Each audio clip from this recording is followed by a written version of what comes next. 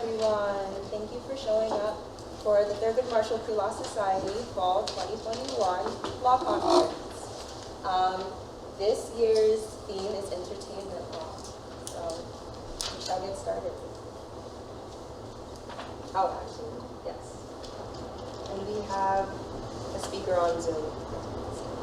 So first, we're going to introduce our executive board of the club. Hi everybody, my name is Kyla. I'm the president. Thank you all for coming. Hi everyone, my name is Jaylene and I'm the vice president for Thurgood. Hi everyone, my name is Amani and I'm the secretary for Thurgood. My name is Brianna and I'm the public relations chair. Hi, I'm Mimi, I'm fundraising coordinator. Hi, I'm Anna and I'm the treasurer. I'm Savannah, I'm the educational coordinator. Hi, I'm Kia, I'm the historian. Okay, so now we'll get into panelist introductions. So panelists, when your picture comes across the screen, just say a little bit about yourself, your name, the year you graduated from Binghamton.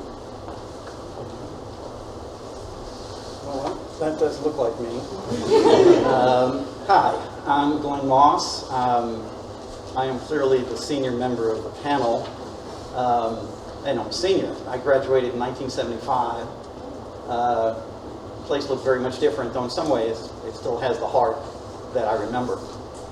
I majored in history, had a major in something, but my goal was to be as eclectic in picking courses because you don't get this opportunity to do that again, to kind of stretch yourself the way you can at a place like this. And we'll get into it later, I suppose, but I didn't think about law school while I was here. That only came up after I graduated, when I had a discussion with somebody about what to do with my life when I couldn't quite figure out what I was going to do. So you never know, be open. This is a good thing to consider, but we'll probably talk about that too. But this should be, hopefully, a good day and an interesting one for you. Thank you. Nothing. See that? All right. Thanks, Savannah. Hi, everyone. My name is Mike Lawrence. I graduated here in 1999. It's good to be back. Hopefully, I'll be able to share with you some of my experience in getting into entertainment law. I graduated in 99. I took 2 years off where I was a paralegal at a law firm called Clifford Chance. From there, I went to GW in DC, and I was there from 2001 to 2004. Graduated there and ended up in New York. And at that point, I knew I wanted to do entertainment law, but it took me a while to find my footing and start practicing. So that happened a few years after that. And since then, I've had my own practice where I represent musicians, artists, businesses like podcasts. So I think in my comments today, I'm going to focus a little bit more on not just so much getting a job out of law school, which I know a lot of you probably want to do, but how to build a community with the clients that you want to represent, because I think that's the most sustainable route to stay in entertainment law for the long term. Okay, thank you. Next we have Kris. You can go ahead and introduce yourself. Kris is joining us over Zoom. Oh, one second. Oh, Kris, you're on mute. You're muted. Again, hello, can you hear me? Yes, we can. Yes, definitely. Really loudly? Really loudly. Good morning, my name is Kris Ahrend. I graduated from Binghamton in 1996. I majored in environmental science, minored in theater, and after living in New York and LA for a number of years, I'm now down in Nashville where I'm the CEO of a new music industry organization called the Mechanical Licensing Collective. We collect mechanical royalties for publishers and songwriters. Okay, thank you. Next we have Adam Vitabile. Vitabile. Sorry. No, it's okay. okay. I'm so It's okay. sorry. Adam Vitabile. I graduated Binghamton in 2011. So this is actually my first time back, which has been nice. Similar to what Glenn said, looks a lot different. So I can only imagine the difference from then. But in just 10 years, I've seen how much the campus has changed. But like he said, there seems to still be that heart of it. I was in Newing in Delaware, if there's anyone in the Delaware building, although that's now demolished. Yes. I was in the old one. It's not like a prison. I think we'll get into our careers and stuff in the discussion, but I worked at a major talent agency after law school. I went to Cardozo Law School down in New York. I also took 2 years off to work as a paralegal, and I think that's part of the discussion on how to go about that. And now I'm currently working at a talent law firm that focuses on representing talent in the entertainment industry. Thank you. And last but not least, we have Jennifer Mars. Hi everyone, I'm Jennifer. I graduated 2014. Haven't been back since, so I'm happy to be back. After graduating, I took about 3 years off. Did real unconventionally, kind of did journalism. I did a little A&R work, and then I decided to go to law school in 2017. Graduated during the pandemic, took the bar during the pandemic, and I'm happy to be here today. Thank you. So, this is the order of our conference. First, we'll discuss undergraduate questions, law school questions. We will take a brief break. Then we will take last career questions, personal advice and experience, and then final questions. But before we proceed into the conference, our keynote speaker will be delivering a speech. So everyone give a little round of applause for Glenn Moss. Wait until I finish and see if it's working. I'm going to put better if I stand to enunciate or not.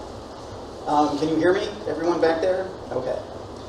First, before I get into this, which I hope will be useful, some of you may know today actually is the anniversary of Thurgood Marshall actually being sworn in and confirmed as Associate Justice to the Supreme Court in 1967. So it's an auspicious day, especially for a conference put on by the Thurgood Marshall Law Society. Before I start, I'll just say, Lord, we could use 6 or 7 more justices like him today. I'll start. When you think about something, anything, in this case, entertainment law and your possible future in it, I always advocate to think expansively and to look for the threads that connect opportunities, work, and people. Entertainment may immediately conjure up Hollywood studios, sound stages, red carpets with posing actors, screens growing ever larger and more mobile. But it is so much more than that. First, start with story. Everything is story. In a way, what defines us as being human is our ability, I would say our need, to tell each other stories. From the first ochre handprints and drawings of a hunt found on cave walls to Homer, the Greek poet, not Mr. Simpson. Weaving tales of human love, ambition, folly, and search, the hieroglyphics to monks in Ireland transcribing what was even then ancient texts, the printing press to the telegraph to kinescope and film, radio to television, to computers, to the internet, to your phone. Human life is centered on story, and the transmission of these stories by voice, by ink on parchment and paper, by employing electromagnetic waves, satellite and fiber, stories that are designed to transmit ideas and information and warnings, stories about ourselves and how to relate to each other and to a world that we try and understand and even subdue and change. But beyond all of this, beyond history and memory of achievements and failures and redemption, we have sought to entertain, to make each other smile, laugh, tremble, cry. And through the centuries, from scribes to poets to the pamphleteers who spoke of justice and change, to the first films made in Paris and Queens, to the individuals who reach out to you through TikTok and Instagram, there are stories that people want and need to tell, and the audience that needs and wants to hear and see them. As I've hinted, underlying this core of human need to express and share stories is technology. The quill, the pen, the transistor, the laying of cables on the ocean floor, the stringing of wires across a nation, the launch of satellites, always expanding the reach, the chance to touch more lives with stories and information.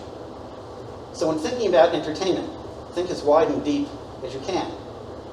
Think about all the ways that stories can reach you. Think about what it means to create those stories.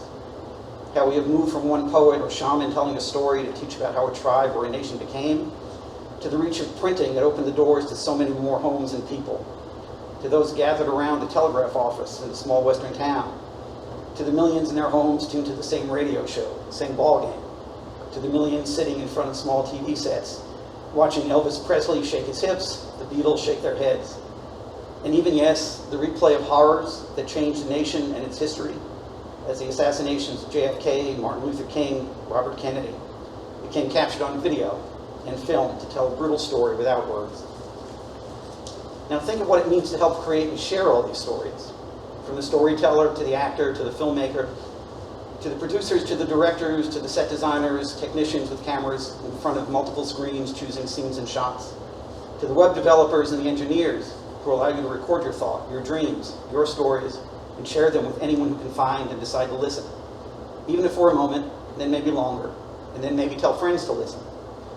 Then your story is out in a world that has seen physical and cultural boundaries disappear, as technology allows everyone to be a storyteller, whether through law, business, or creativity.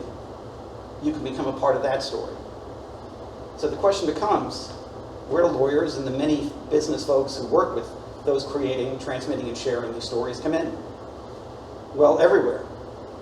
From working with creators to help them protect their creation and the rights that go into the creation of all these stories by helping them and everyone in the chain of production and distribution get paid in and by all the ways a story can be told and adapted and offered.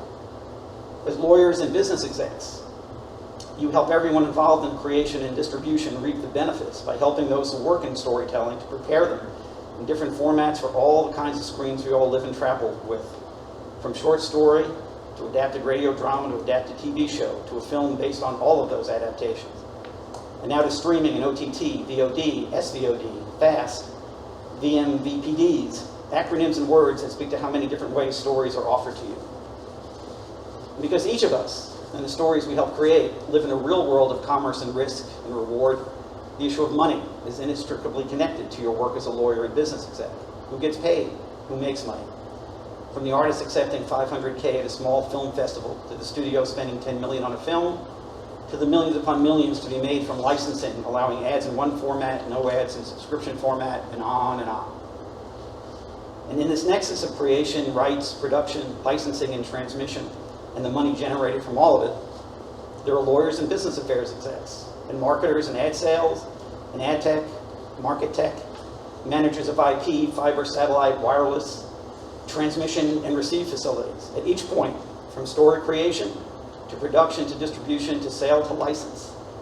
There are contracts, negotiations, agreements of all kinds, from signing talent to signing distribution deals and all the markets and all the formats, to how to market and advertise, how to sell and place advertising. All along the chain, from idea to your screen of choice, all these decisions and necessary acts in getting the story made and offered need the skills of lawyers. Check the bios of many an entertainment and media exec, and you'll find a lawyer. But before we head to the panel, specific questions about what the opportunities in practice in entertainment and media law, a few words about something important to me, I hope to you. In thinking about how stories are made, distributed, and make money in your possible role as a lawyer, there is a reality of who makes the decision as to who gets to tell a story, which story gets told and retold, which story gets distributed, how the story of us, of you, is given the chance to be told and heard, and to shape who we are and how we think of each other and the world around us. Each of us has a story. Each of our lives is a story worth telling, with information, ideas, laughter, and tears to share. The world needs all of our stories, your stories, the stories of your family and friends, what you and they have experienced and learned, what makes you and they laugh and cry. The entertainment and media business, reflecting the world and cultures they inhabit, determine what stories get told and how they get told. For too long, only certain stories and ways to tell those stories were permitted, embraced, and celebrated and offered to the world. But technology, the now seemingly infinite ways we can get our stories out to the world, has changed that. Not completely, of course, but the change and opportunity are real and are evolving every day. So part of the joy and value of going into this work is how you can help those stories get told, and how they can be offered to a world that likely has never seen or heard that story and could certainly benefit from engaging it. Each time we tell a new story, the world can change, and how the story is heard and received can change and challenge the storyteller. In the end, entertainment and story live in an endless loop of exchange. And hopefully, the storyteller and the listener are each challenged and touched in ways that make the world more interesting and a better place for all of us. If you choose to play your part of that most human process as a lawyer or business or creative person trained in the law, you become a crucial element in the chain of story creation to storytelling. And that's the sweet reward of this work. And having spent 35 years doing it, it's been one of the best and luckiest things that ever happened to me. I didn't plan on it. I sort of fell into it by chance. And once I touched it and became aware of what something called entertainment or media law was, I said, this is me. This is what touches me and makes use of my skills best. And I've been fortunate to be in it, in broadcast, cable, IP, program production, distribution. And it's not for everyone, but it could be for you. And it's a lot of different things that you can do in it. And so that's my overview and offer to you. And now we'll get to the nitty-gritty. Yes, thank you, Glenn. Okay, so without further ado, we will begin the questions.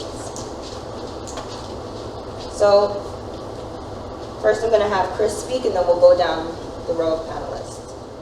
So the first question was, what was your major at Binghamton University, and why did you choose this field of study? Kris? Oh, unmute yourself. Okay. Sorry, at the football game on the background, I didn't want to disturb the other speakers. I majored in environmental studies because I wanted to pick a major that was completely not relevant to what I wound up doing with my life. But that's a good lesson, and that is you can take lots of turns in your life, so don't be afraid to do that. And for me, my minor was theater. That wound up being a much more relevant field of study for what I then went on to do. Okay, thank you. Glenn? Oh, as I said, I majored in history. I sort of minored in English. My goal was to just engage as many different ideas and ways of thinking as possible. And it was in doing that and continuing to do it and in writing that developed the skills, though it wasn't planned. I wasn't thinking, again, as I said, of law school then. But just being thoughtful, learning to take in other ideas, engage them, debate them even with yourself, with other people. If you debate out loud, people may think of you a little bit funny. They certainly do me when I'm walking around the streets doing that. But that's how you become, to me, grounded as a lawyer. There's no particular area of study, I think, that you need. And law schools actually like the fact that they will admit people from different training and backgrounds because it makes for a richer, better experience. So take what interests you and challenge yourself. And I think you'll be prepared to do whatever you want in addition to going to law school. I majored in philosophy, politics, and law. I think I chose that major more or less because I wanted to challenge myself. Just getting used to critically thinking, reading a lot. I remember it being a ton of reading. And it was difficult material, so I think that major kind of prepped me for, a lot of the things I had to read in law school and understand and think differently and see other sides of things. So my major was political science, and I chose that major because I liked politics and I like writing. So those are reading and writing about political science. Really, that's what I wanted to do. So I don't think it's important to choose a major based on what you think law school will be like. I think any student should study what they enjoy and make themselves as well-rounded an individual as possible, because law school is just a different animal, and you'll sort of immerse yourself in that world once you're there. But yeah, that's why I chose political science. And I was also a PPL major. I did it because I thought I needed a major that was going to look good when I applied to law school. But that was obviously not the case. because when I was at law school, I met people that were pre-med and did all different types of majors. I would say that I valued classes outside of my major just as much as some of the ones that were inside it. I'm sure Binghamton still has a couple of the film lecture halls where there's like a little movie theater, and I love my film classes. I love my creative writing classes. I think that things that fall outside of what you think is going to prepare you for law school, it tends to be more valuable because, as he touched on, when you're in law school, it's a whole other beast. You're not really going to, learn anything here that's going to be able to be applicable really there. You kind of immerse yourself there, and your first year is kind of like your first year at Binghamton, where it's kind of all laid out for you. I might have skipped to another question that's coming up, but yeah. So for those of you who are in your earlier years here and not seniors, I would suggest taking, don't be afraid to take courses that you don't think will bring value to law school, because one, they will, and two, law school is really about your LSATs and your GPA. So don't be afraid to take those classes that interest you. Okay, thank you. So on to the next question. So law school accept applicants with any undergraduate degree. So would you have chosen a different major if you had the opportunity to do it over again? Kris, you can answer first.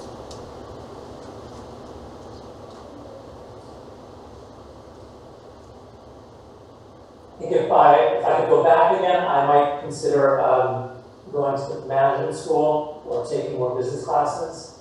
So much of the law and entertainment is really about business and entertainment. In particular, if you work in a business affairs role like I did for many years in a company. So I think I would probably would have done more work on the business side while I was in school, and obviously I had the chance to do that in a great business school like School of Management. Thank you. I wouldn't, change my major. I love reading history, and as I said, anything that gives you a breadth of thought and information, ways to look at things differently, is good training. But to echo what was just said, it's true. Much of my practice, and I've been in-house my entire career. I've never worked in a firm, and developed my career through what I did and through networking and people who came to know my work, which we can get into later, as to the value of that, because I think that's how much of your career, whatever you do, develops. The idea of learning something about how finance works is very useful, because much of what you do in any practice of law, but certainly in entertainment media, is how productions, how content gets financed, and the economics of distribution and licensing, and how profits are calculated. So if you're negotiating that or writing about it, it helps if you understand the terms in a somewhat deeper, more layered way. So becoming familiar with that is a good thing. You might discover you love it and go on to do much more things in finance and that side of business than you're thinking of now. But beyond that, no, I wouldn't do anything differently as far as I can, think of it. It all set me up for, law school is its own creature. It's not like anything else. It doesn't even relate to what you do as a lawyer. It's a particular way that you're taught, and the skills you learn there, you apply in ways that are not necessarily direct. And so, and how you do there is how you do there. I've gotten old enough to feel comfortable enough to tell people, people thought I was acing all my exams because of how I was in class. Ha! I fooled them. But, no, I didn't make review. I graduated sort of in the middle, because that's just, I was not a great test taker for law school exams. I was good in class and understood what I was doing there. And so you can make your career work if you make it work. You find something that fits you, you'll make it work. Externalities matter to a degree, but they don't determine who you are or what you become. Grades are grades, and how people will judge you that way, they will. You can change that, and you will. So if you like this, and you go to law school and you find it fits you, it'll work, regardless. If you do well, great, and you should do as well as you can. But, you know, too much tells you, oh, you won't do well because you didn't do this. That's bullshit. You can make it happen, because to me, I'm an example of that. So I'll leave that at that. With me, similarly to Kris here, I probably would have done business. Even though, like, of course, you know, philosophy prepped me for a lot of the law school reading, I think it was very challenging for me. I think I would have focused more on business, management, get familiar with a lot of the, you know, the terms and the way things work in that industry. And yeah, for the most part. I wouldn't change too much about what major. I think maybe I would have taken like a theater class here or like a business class there. But for the most part, I really enjoyed my time here and what I studied. I also agree with Glenn that, you know, if you want to be a lawyer, want to be an entertainment lawyer, go to law school. A lot of people stress out about how they do in law school, especially their first year. I mean, I'll tell you, I was a mediocre law student. And you know, like, even when I got out and started practicing, a lot of times I would say, well, I have to like do things a certain way. I have to present this way or that way. And I think like I've learned over the years that like, you know, the most important asset is really like who you are and like your experiences. And if you kind of like bring that out into your professional life, a lot of the clients that are right for you will kind of find you. So, but to answer the larger question, my major, I wouldn't really change that much about it. So it looks like we have 5 mediocre law students, the 5th. So just adding to that, you know, I know that's not the question, but actually I'll get to the question. I would change my major. I would have definitely been a film major. Part of the reason why I'm here and I do what I do is because I'm a TV and film buff and always have been. I would have loved to been able to have classes that actually forced me to think critically about movie structure and plot and writing. And I, you know, one of my girlfriends in college, she was a film major, and I enjoyed working with her. And you know, I remember being in one of these like dark rooms, and we were cutting. We were like it was like actual film, right? It wasn't even digital, and we were cutting it up, and it was just so interesting and fascinating. And so I think I would have done that. And, you know, especially if you haven't taken a film class, I would take one because it's fun. You know, you're sitting in a movie theater for like 2 hours, and you're watching films and talking about it. And if you're into entertainment, it doesn't necessarily have to be TV or film. You know, music or financing, and we'll touch on that on what entertainment law is, right? Because that's just such a broad term. But I think that's what I would have done differently. Spent more of my time here as opposed to some of the political courses and stuff that I took. You know, to expand on that, one of the things I tried to get at in my speech was technology determines entertainment in a way now. I mean, it always has, but it really does now in terms of how you create, how you distribute it, how you determine what gets put in as advertising. So I've had to learn from when I started back in 1980, and as much about technology and working with engineers and people who do software as much as I can. I'm not naturally bent that way. That's not how my mind really works. But if you're going to talk about deals or represent somebody who's involved in content in any way, technology at some point is likely come to play. So if there's a general course here on software or on technology that you read about in media, I would take it. I mean, there's like an overview. You don't have to become a physicist, etc. But if you become somewhat familiar and you get a sense of what that is, if you go into entertainment or media, it really helps because there's no way that you will not encounter it. and have to write about it. And if you're writing about it in a contract, or you're talking to a client about it, knowing jargon doesn't mean anything, except if you can pick up jargon. And a lot of college often is too much about how you're parroting back jargon. It doesn't mean that you get it. And so, challenge yourself. If you're not bent that way, challenge yourself with it, because it'll make you better.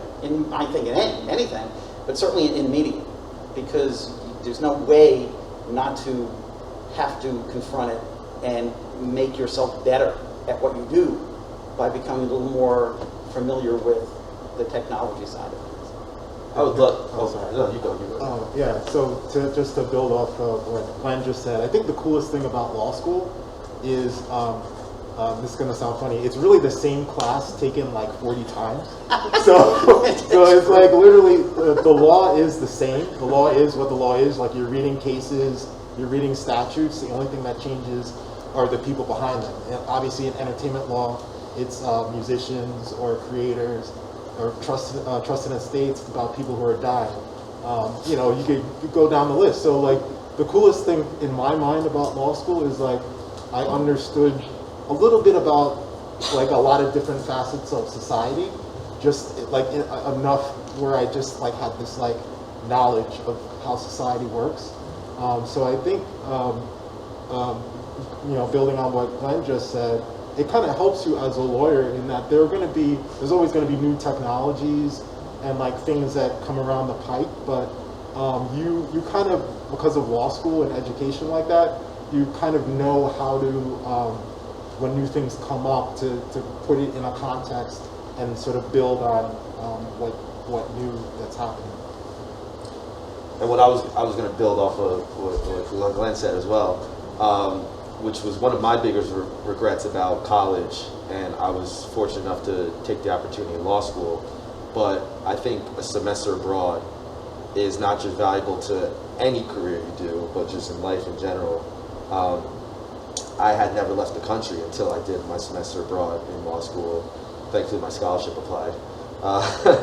But if you had the opportunity to do it, I highly suggest it, because you touched on this earlier when you said it's also about who you are as a person, not necessarily as a lawyer, but as a person.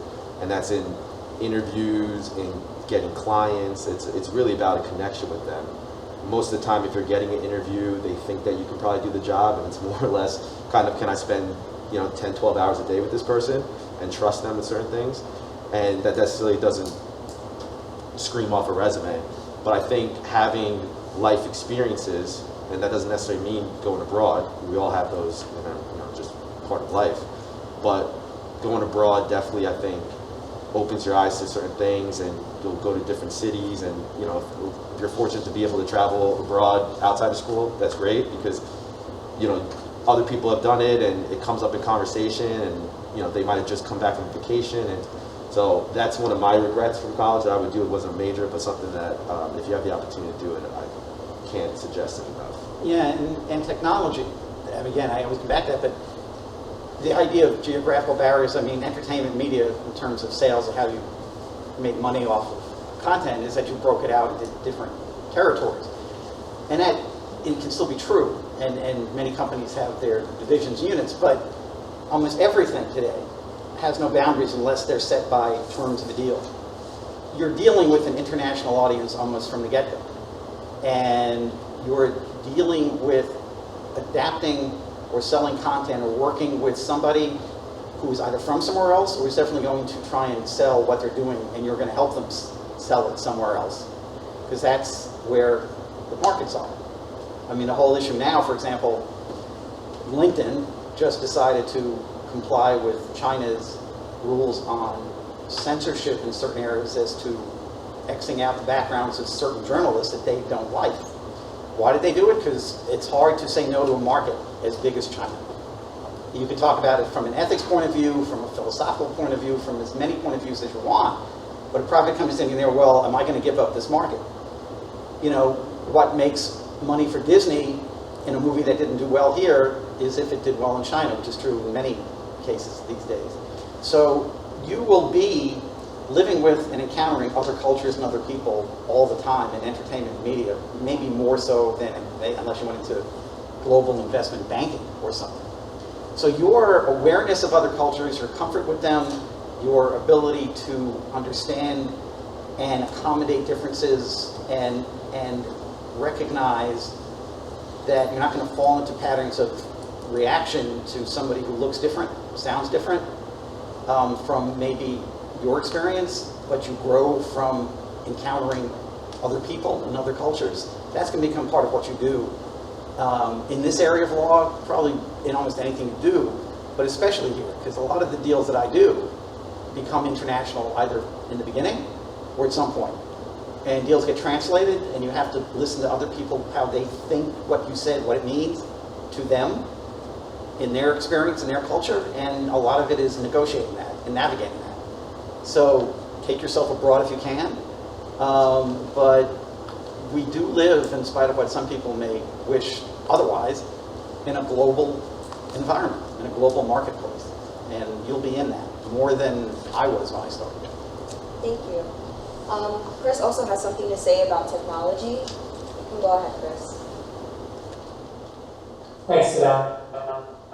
And my apologies, I can hear Glenn well, not so much the other panelists, so I hope I'm not repeating a point they made, but picking up on both the technology point that Glenn made and then the one he was making most recently about dealing with people around the world. So much of the entertainment business now is driven by data, and that's another area that I think you'd be well served to learn about. In the music business, there are upwards of 75 million sound recordings available in the US market on the major streaming services. And our company right now has 21.5 million songs in our database. So when you think about the number of sound recordings out in the world, if sound recordings were people, those services would be among the top 20 countries by population in the world. And if you're representing a creator, you're trying to make sure that you can identify the revenue stream associated with their one sound recording out of 75 million, or their one song out of 21 million. You have to understand how data works and use that to your advantage to make sure that your clients are paid properly, or as a company you're getting collecting the revenue that you need. And again, that revenue, as Glenn's comment suggests, is coming from all around the world now. And it will not get back to you if the data is wrong. Thank you. Okay, so we'll move on to the next question. Are there any specific classes that you would recommend students taking in preparation for law school or even the LSAT? Kris, you can go first. Yeah, I think Glenn's point about breadth is a great one. It echoes the phrase on the stone in the middle of the quad in front of the admin building. I certainly think if you take a law class, an economics class, a business class, writing classes, I think all of those would be great. But I would say if you do nothing else, take a class either through Binghamton or on your own that teaches you how to use Excel. Because again, data is so much a part of business now, and learning some basic data skills in Excel will be a huge help to you, even as a lawyer. I have seen that make the difference in my career, and everybody I hire has to be proficient in Excel, no matter what their role is. Lawyer, HR person, marketing, every single person we hire. Yeah, that's a good point. I mean, I could wish I lived in a world where Excel didn't exist, but you know, because I'm not a natural Excel person. I can read data when explained well enough and then question assumptions, because to me, Excel is great, but you have to look at how the numbers were created, because they're going to just run through the algorithms and the formulas that are built in, which are built on assumptions as to what people will do, as to what a certain piece of content might do, or a thing will do. But you can't deal with it unless you at least understand the basics of it. So I would advocate take courses where you write, because a lot of lawyering, with whatever you do, is writing. Whether it's contracts, whether it's a legal memo, whether it's, I mean, I do a lot of work just reviewing marketing pieces and other pieces, one because I'm trained to work with words, and I'm a writer. And so, write. that you learn to become better at it simply by doing it. And yes, I would take a course in something to do with data, because data is what drives the business.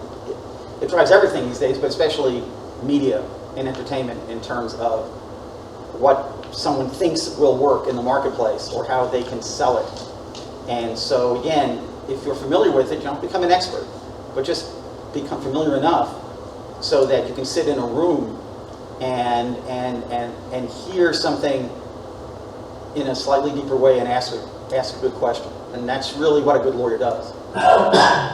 Ask a question, gets an answer, and maybe can think about making a deal or making something work better because the question was asked. And often you need the lawyer to do that, because other people there aren't trained that way. But that's what a good lawyer will do, is simply ask. And then you make someone else think about something, and everyone benefits from that. So I would just, do a lot of writing and encounter some Excel, although I hate to say that.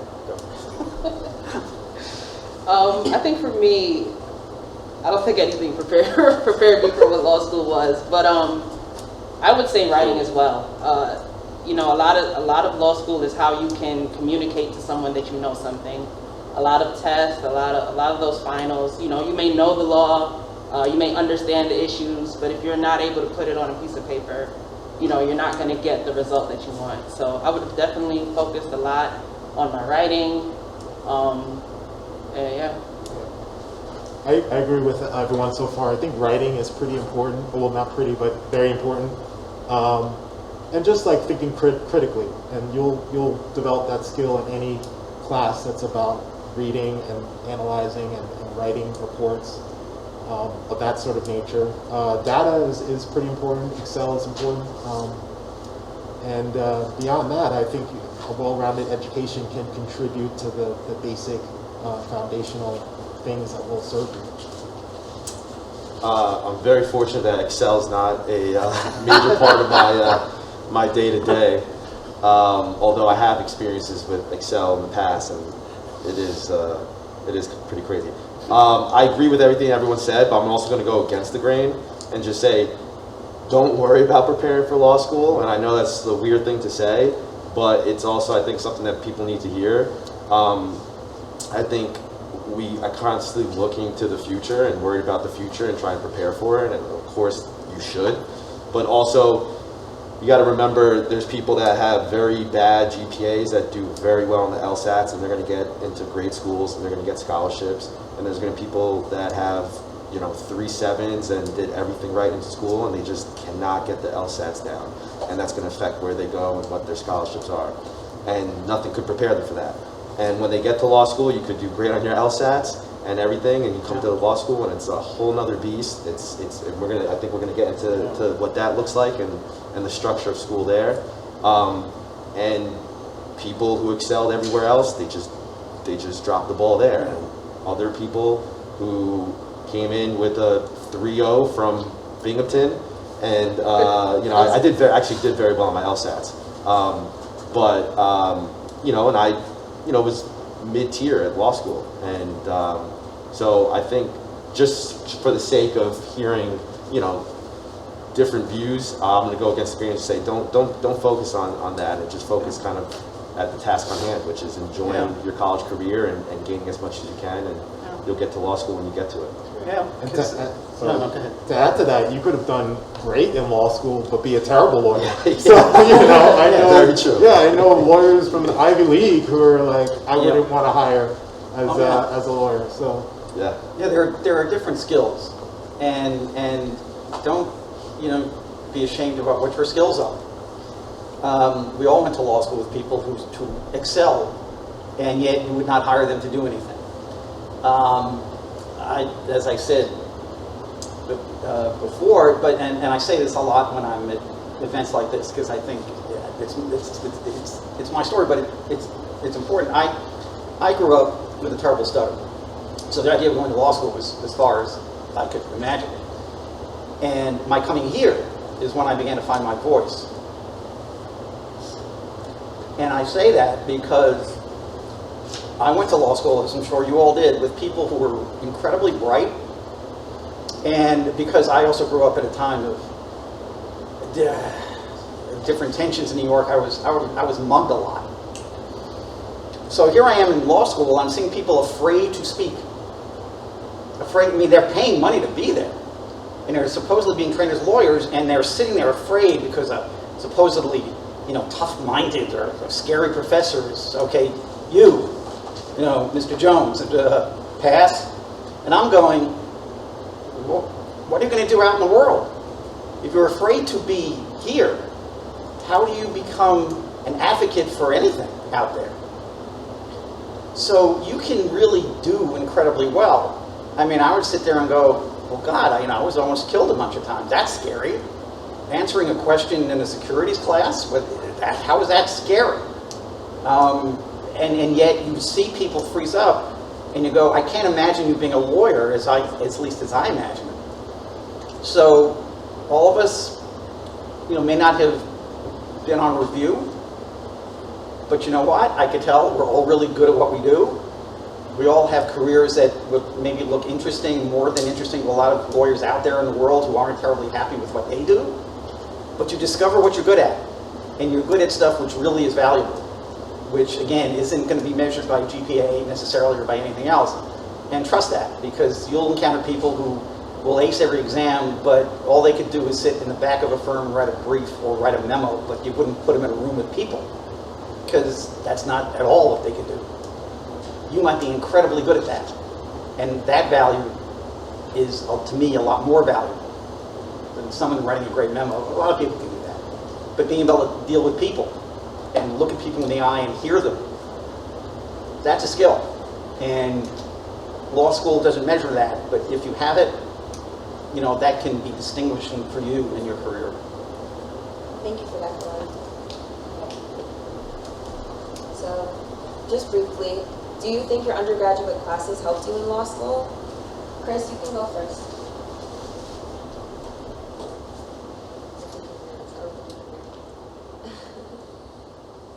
Kris, you can answer this question. Yeah, I think Glenn was saying early on that law school is really different, and it's hard to prepare for that. So I would say, on the one hand, yes, Binghamton was rigorous, and I certainly didn't feel like the classes were harder, but the experience of law school, the way the classes are structured, was very different. The only really similar classes I took at Binghamton were a handful of classes like environmental law or philosophy of law and justice that were modeled after law school classes. But by and large, they were pretty different. So. Yeah. Again, it's as long as you are sure to the degree that you can be sure as to why you're in law school. You should always have some reason to go, because it can be very expensive unless you get a scholarship, which I always think you should try to do, because you should never walk out of law school or any place burdened by ridiculous debt, which can be a factor in determining what you do because you're pressured by that debt. But you're prepared to go in simply by having read and thought and written before. Because law school, again, it's set up to teach a certain way, although law schools have gotten a little bit better at expanding things with clinics and other more real-world things. But if you've read and you've written, you'll be prepared. One of the things that prepared me here, although I wasn't thinking about it then, is I wrote a play here for a course in Jacobean Lit. I thought I'd sit and write a 5-act play like I was Shakespeare, such as my ego. So I went to the ale house because I could drink then, because not that it stops anyone, but I was certainly old enough then. And I, wrote out this play. In law school, because I had done that for a course in jurisprudence, instead of a paper, I said, maybe I could write a play. And I talked to the professor, and I did. It's one of the prouder things I've ever done, because I don't know anyone else yet who's written a play in law school for any course. But, it fit the themes and whatever, and I constructed something that worked. But the point being, you can, as long as you do well here and you get out of here, which means that you've really been challenged and you can think and write, because otherwise you wouldn't be here or get out of here. You'll be prepared for law school, as weird as it is. And it's very weird. I mean, my first week of law school, I woke up every morning and I threw up for about 30 minutes because I couldn't believe what the hell I was doing. I'm sitting in this class of 100 people, some guys talking about a fox being chased in 1792 and what that meant and what the hell am I doing here? And then I realized, wait a minute, I'm here for a reason. And I said, you know, I chose to be here, and certain things changed. And it made sense to me because it was my choice. And it felt right. And whatever I had done before prepared me because I had done a lot of different things here and written different things and read. And so whatever law school is, you know, you can adapt to that. You can figure out how that works well enough. And I think that's how you can prep. Yeah, I agree with everything Glenn just said, and also to piggyback off of your advice, just don't work. Like, just literally have fun while you're here. Like, college was literally the best 4 years of my life, and I can't directly say that anything translated over to preparing me for law school. Like, take classes that you're interested in. I think my favorite class while I was here, I took like an acting class, and you know, like just things that you can have fun with. Like, don't worry about, you know, things that are going to prepare you for law school, because honestly, nothing really will. You kind of got to be able to adapt when you get there, and like even being in law school, appealing to different professors, knowing what the professor wants from you, it's totally different than being here.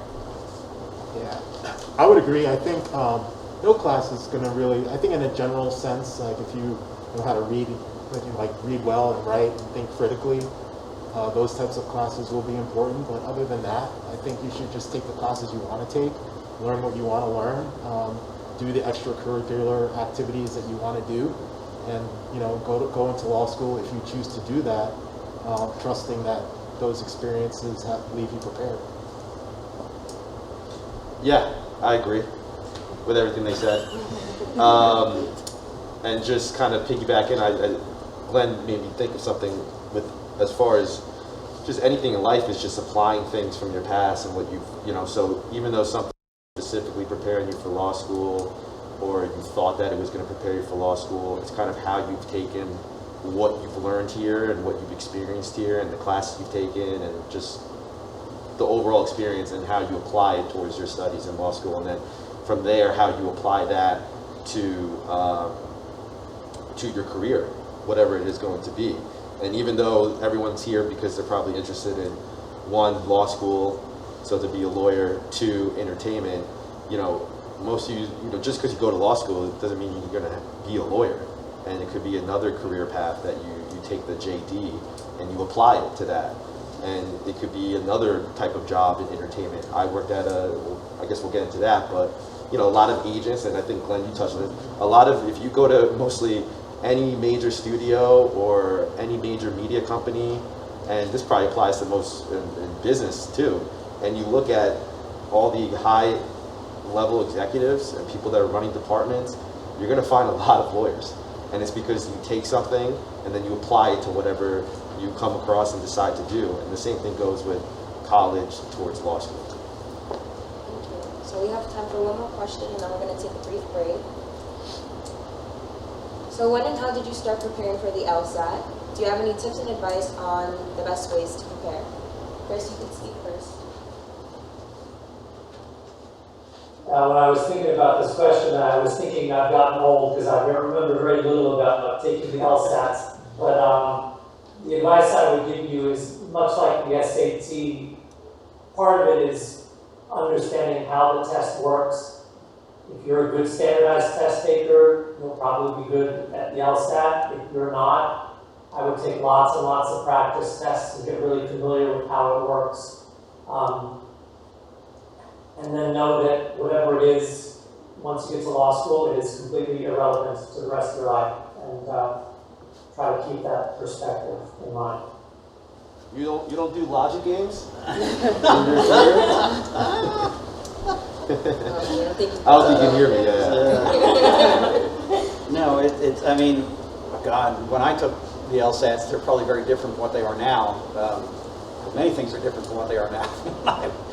when I took them, and I probably should have prepped more than I did, as I don't remember prepping. It was very different from, say, the bar exam, which also is a bizarre ritual, which has nothing to do with you as a lawyer, but you have to take this absurd Hunger Games test. But you know, I prep for it, and it is something because it is a standardized test. Whatever they've morphed it into, that has to be what it still is, and you'll do better if you practice some and see what it is they look for. And yes, the LSAT grade will, in too deeply, but that's how the world works, will determine where you can apply in many ways, because it'll filter, it'll be a factor and a big factor. I did okay, but I ended up going to Case Western Reserve Law School, which is a really good law school. And I went there because they gave me some money. No other law school that admitted me did. And I was in debt coming out of here when it cost literally nothing. But I was still in debt. And I said, how much can I take on in debt? And Case was one of those schools that said, if we admit you and you show the need, we'll put together a package. And they did. And so that's the best way that you can prep for it. I mean, and you'll do this as good as you do. And wherever, if you choose still to go to law school, whatever law school that may be, and you can say go to the best one you can, but I think money is part of it. If one school gives you money and another doesn't, you'll still make of it what you will. Because in the end, they're all trained people the same way. And if you go in thinking I can do with this whatever I want to do with it, I'm not going to judge myself if I don't work at firm X, Y, and Z, which from a quote-unquote better law school, or if you got on review with this place, you would go, but if you didn't, you didn't. Yes, all these things are set up to make you feel lousy and make you doubt yourself, to me, and that's ridiculous. You determine that. So you prep as best as you can prep. It's a standardized test that has no meaning once you're in, and has no meaning once you're practicing. It just doesn't. But there it is. It sits there as this giant obstacle. So you get through the obstacle, and then you move on, and then that's what you do, to me. Yeah, I definitely agree. It was an obstacle for me. When I started prepping, I kind of wish I took it more serious than I did. I was actually working like full time, and I didn't take a class. I just bought a book on Amazon, and literally that's how I prepped for the LSAT. And looking back, I probably would have taken it more serious. I would have took a class, but it is an obstacle. That nothing about it, to me, applied to law school. It was just something you had to do to show that you can think critically, or your mind actually works, or whatever it's supposed to test. But it's just something you have to get over and get done. I definitely took it seriously. I'm not the most natural, standardized test taker, and so what I did was basically I took practice tests, but I really analyzed the answers. I really tried to understand on a deep level, why the answer in the answer key was the way, right answer. And I think if you do that enough times, you start to see the patterns yourself, what answers are the more right answers. And so I made myself into a better test taker that way, and I was able to get into a pretty decent law school, George Washington University. I did get a scholarship to another law school, and I decided not to go to that law school and go to GW for various reasons. But I would say that if you are the type to take that test seriously, I would say really take a lot of practice tests and try to analyze the answers really well. I agree. I keep leading off every time I start talking, but by the time it gets to me, a lot of things have been said. But agree 100% with you. Learning the test is a key part of doing well on the test. It's structured. They repeat and recycle questions, not identically. They might switch something up. They might, change a positive to a negative, and that changes the answer. I know you mentioned more right, which drove me crazy, because if anyone's already taken the LSAT exam or learned about it, it's actually that. There might be two right answers. There's just one that's more right. And I took a class. Before I took the class, I took just a practice exam I found online and just went to it cold to kind of just see kind of where my baseline was. And it's only been like, actually it's been a while for me, so it's been like 9-10 years since I took it, but it's logic games, logical reasoning, right? And there's another category, but you'll figure out where you're kind of lacking, and then you can kind of focus more on that when you do the classes. Logic games, I went to taking a Kaplan course, which I highly suggest you take a course, by the way. I went into that with my logic games being my weakest category, and then I came out with it being my strongest, where I only got maybe one wrong when I took the exam. Also, just not part of the question, but just advice. I took it twice, so don't be afraid. If you do it once and you don't score as well as you want to, you can take it again. I think most law schools will just take your best score. I think if you get into like the 3 or 4 range, where you're taking it 3 or 4 times, then they might like average the scores, because if you get really good but 3 mediocre, they're going to think that that was a fluke. And so don't be afraid to, one, go into it not scoring well. That doesn't mean you're not going to do well. Take a course, prepare yourself, find out what your weakest parts are, focus on those. A lot of practice exams so you can figure it out, figure out the structure and patterns of the questions. And yeah, I think that's it. Okay, thank you. Okay, so we're going to take a 10-minute break. Feel free to use the bathroom, grab a bottle of water, or we have some refreshments over there, and we'll reconvene at 1:52. Okay, so now we're on to law school experience. Our first question is, how different was law school from undergrad, and how was your transition? For instance, the format of classes, the difficulty of classes, and did you have to change any of your study habits? First, we're going to have Kris speak on this.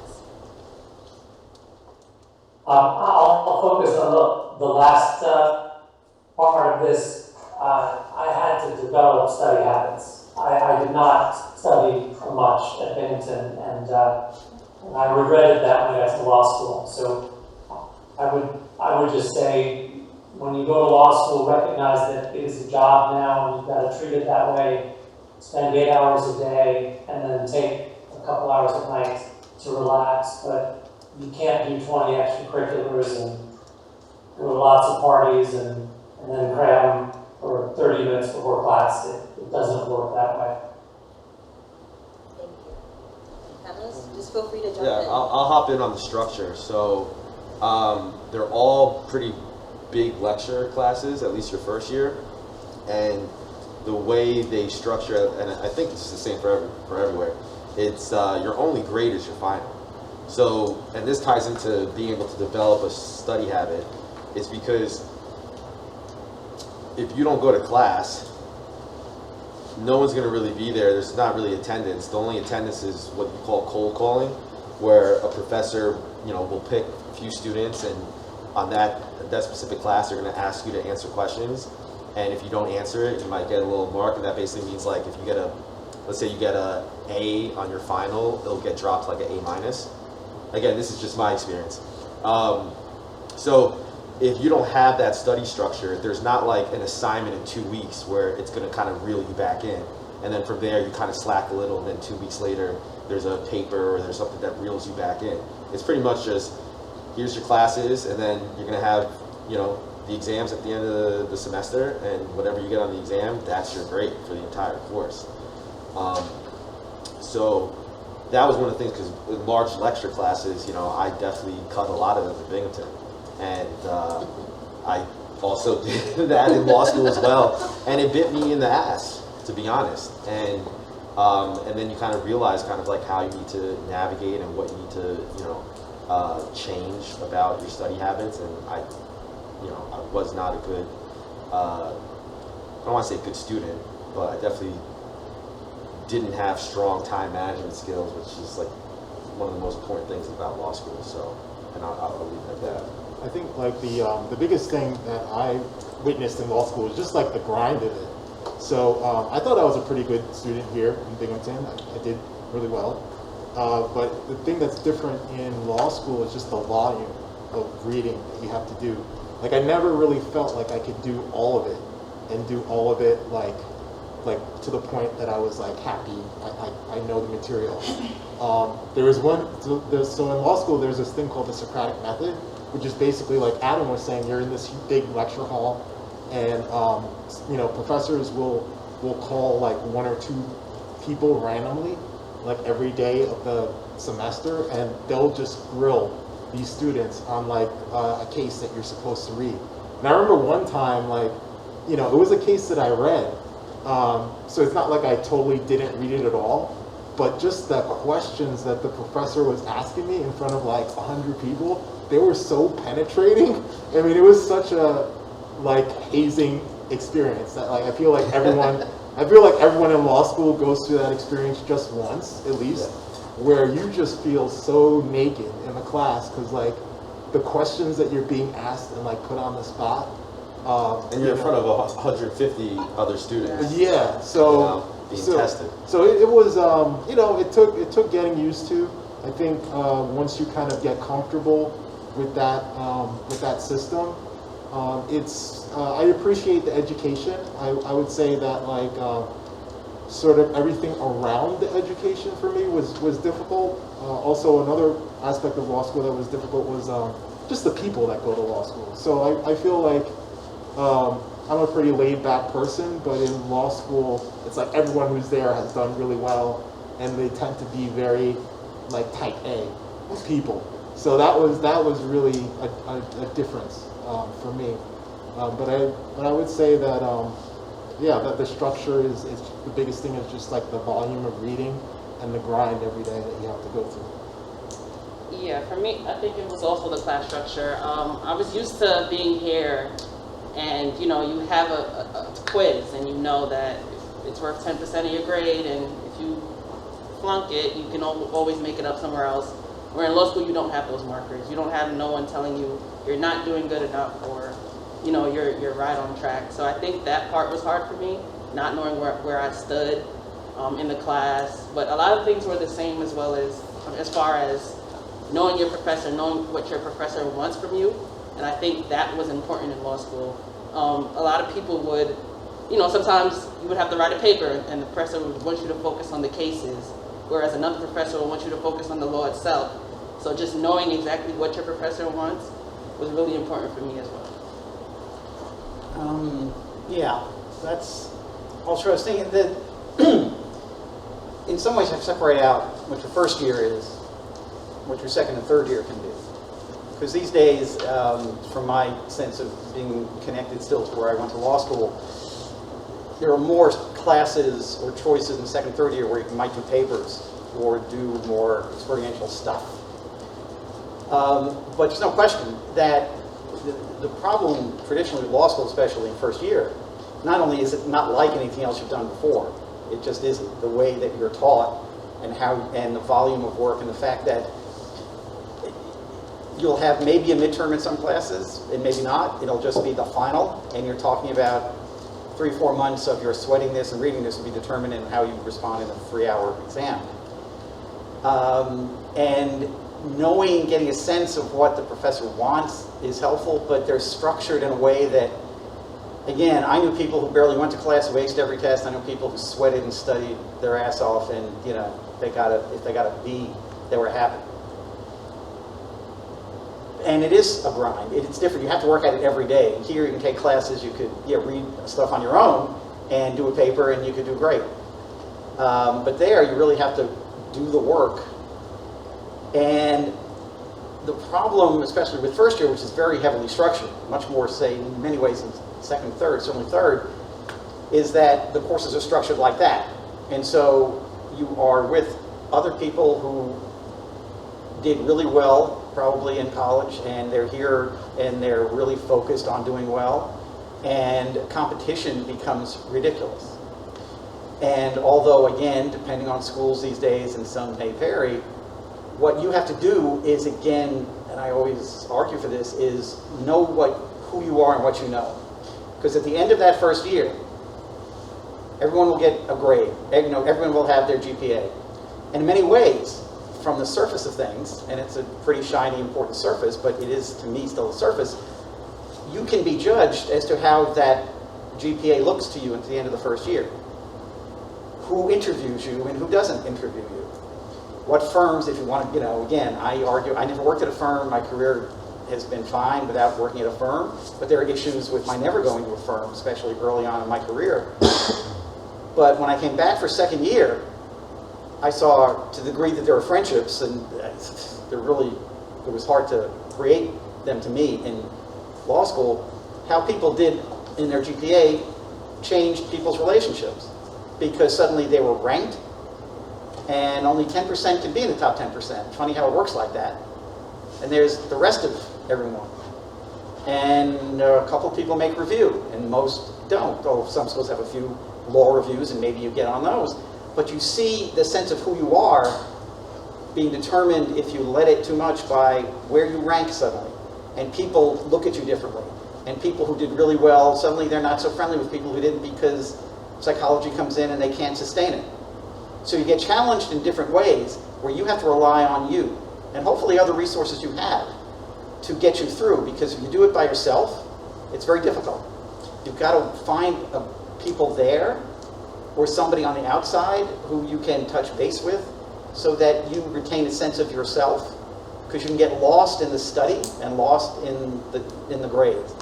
And it is not like anything else, where a professor is there to grill you and to sweat you out and to see whether you're worth it, whether you have the stuff. And most people, unless you sit through it, and until you do, you really don't know what it's like. You can watch a movie like The Paper Chase or something else, but it doesn't give you a sense of that when you're sitting there with these other 100 people, and you're the one getting called on, and you think you know the answer, and the professor scathingly ridicules you. Now, some do, some don't, but some think that that's what they're there to do. And you have to sit there and take it in and understand what's going on, and not get caught up in that you're being judged and judged and judged and judged in ways you have not been before. So take it all in for what it is in the moment. But again, know that you can still do well in different ways. Like I said, I went back and forth with my contracts and antitrust professor because I understood the case, I understood how he thought, but that doesn't mean I aced his exam, because again, an exam is an exam, and that's not how I really showed my stuff. And so I would tell people I had, to the degree that I had fun, quote, in law school, in the classes, because I could do stuff there. But I studied the way I could study, but I recognized I was going to get ranked here, but I was still there, and I was going to do something with it. I wasn't sure what, but I knew I was going to do something with it. So understand that it's a grind. You study as much as you can, figure out a way that works for you, work with other people, form a study group so you get some support, work off ideas. But know that you're there in the try and take in the moment of this cauldron of weirdness, that you're there for the long haul for you and what your life can be like, regardless of whether you come out in the second quartile, the first, the third. That's going to happen, and you have to deal with that and know that you'll get through it and still use what you're learning in a positive way. But it can be jarring, because nothing in college preps you for it. It's not like anything else. It's designed, it grew up to be designed the way it is. And it is a very weird thing. Like I said, it took me a week to get the weird fugue states that I had been out of school for 2 years. And I'm going, man, this is just too weird. A few people drop out, but it's not right for them, it's not right for them. But once you get into a groove that works for you, it'll work for you. Thank you. So did you participate in any extracurricular activities, clubs in law school? Jump in. So I did not the first year, because I knew the first year was just going to be all-consuming. But after the first year, I did do college radio. I did college radio here in Binghamton, but when I was in law school, I also did college radio, and that was just kind of like a way for me to do something fun and unwind and enjoy what I do. And it really, I go back to this, but I think stuff like that helps you even in your career, because it's like you have these, that these hobbies or these experiences that you could talk to your clients about, and sometimes they help connect you with like the community that you're serving. So that was a big one for me, actually. Yeah, I did the Entertainment Law Society at my school, which I think if you're interested in pursuing a career in entertainment law, it's obviously helpful. I'll say, one, it's helpful because you're around people that are, you know, interested in the same things that you're interested in and the career that you want to pursue. But two, also, you know, entertainment law could be a lot of things, right? And you'll have to figure out what part of that you want to play, right? Like most of my life is TV and film, and most of your life is music. So even though we're both entertainment lawyers, we do completely different things, although there's, you know, there's overlap. So if you're into TV, film, music, maybe you're into fashion, most of those student societies are going to have what they call chairs, which are like, you know, when you guys introduce yourselves in the beginning, you know, vice president, secretary, and I was the TV film chair for a year, and part of my job was to put on an event, and I used that as an ability to reach out to lawyers that were hopefully going to become part of my network and help me after I graduated. So I would say use it as a resource that way to get your name out there, right? Because, you know, how are people going to hire you or think of you if they don't even know you exist? So I think that's a big thing, and I'll touch on that later. And the other thing too is do a clinic, because you're going to get some real, law school is all about academics. It's not practical. It really isn't.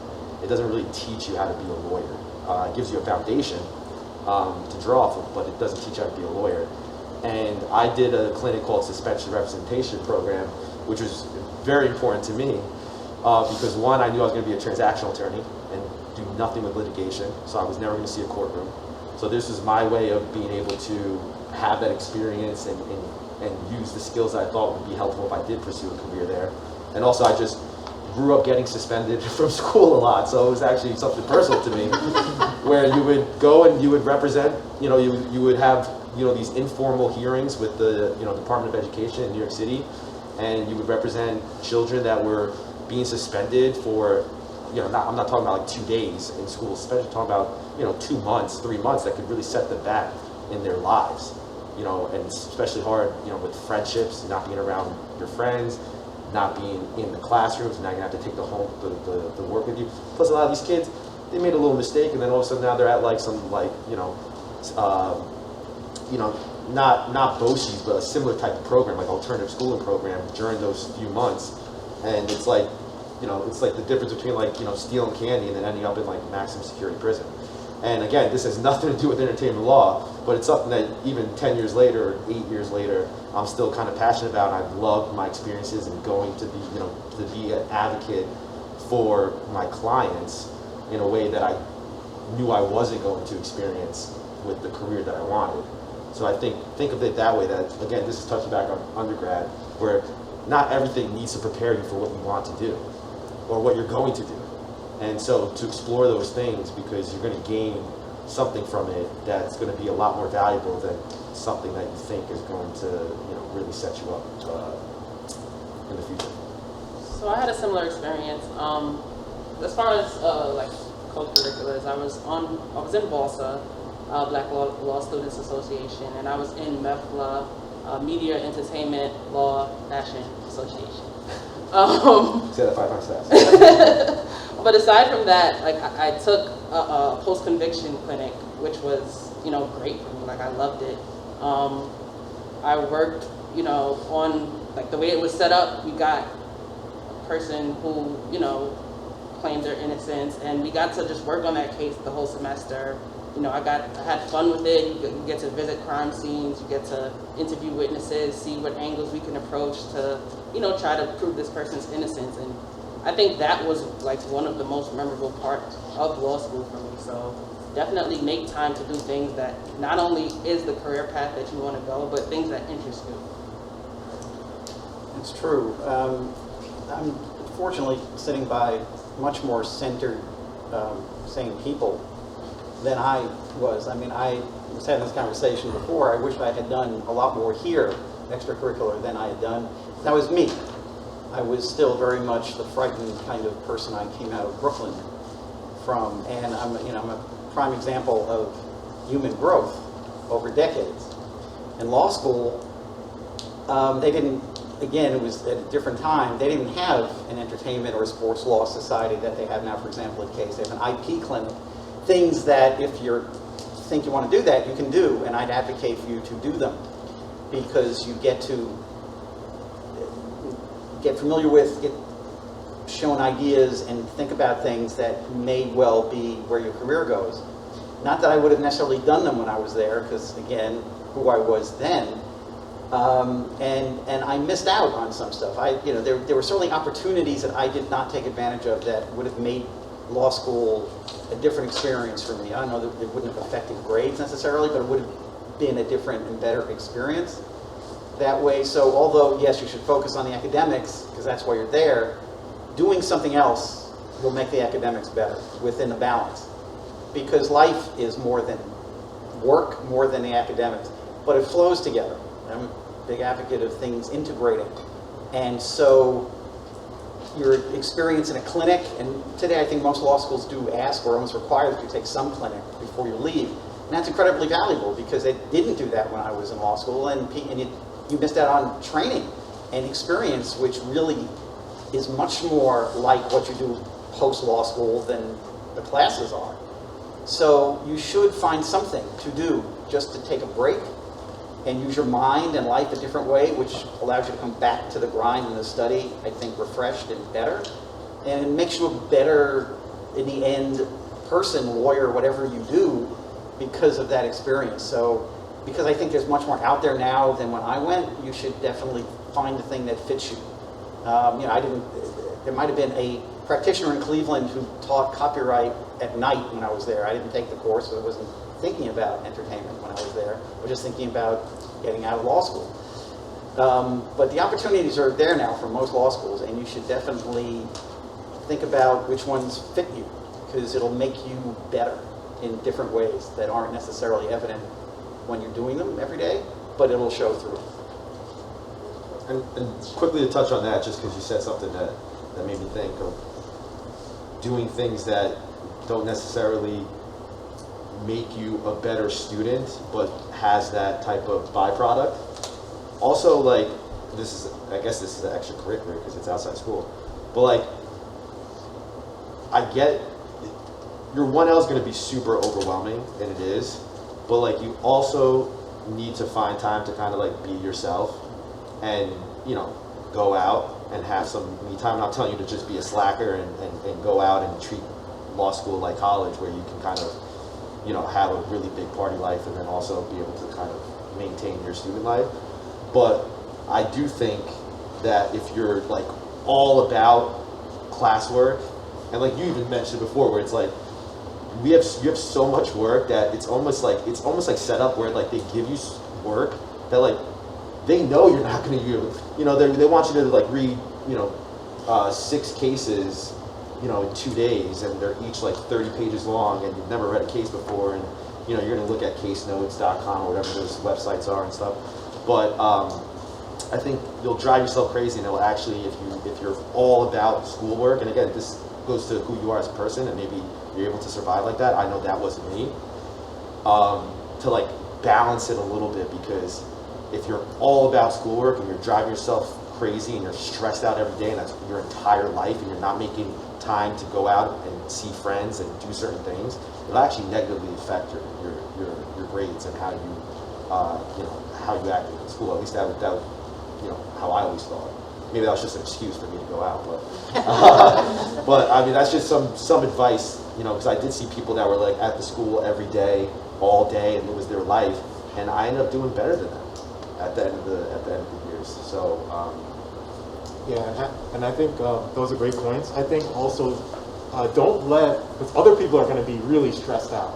Like they're going to be visibly stressed out, and sometimes it's going to be hard to not let their stress levels affect your stress levels. But if you could take a step back and be like, okay, like just because like other people are like going insane, like I could just stay in my zone and do set out the process that I want to follow and follow that process and let the results be what the results are. And I think that'll serve you well. Very good. Thank you. So, next question. So, why did you choose to specialize in entertainment law? Did you take any classes that inspired you to pursue a career in entertainment law? And before we start, we're going to open the floor up to Kris to answer.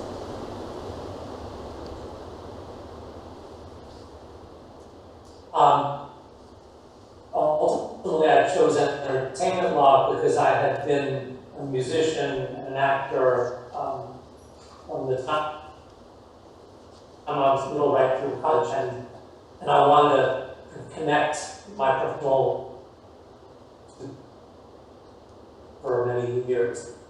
But it happened, and certainly when I was in law school, I considered a lot of possibilities. There and really kept a lot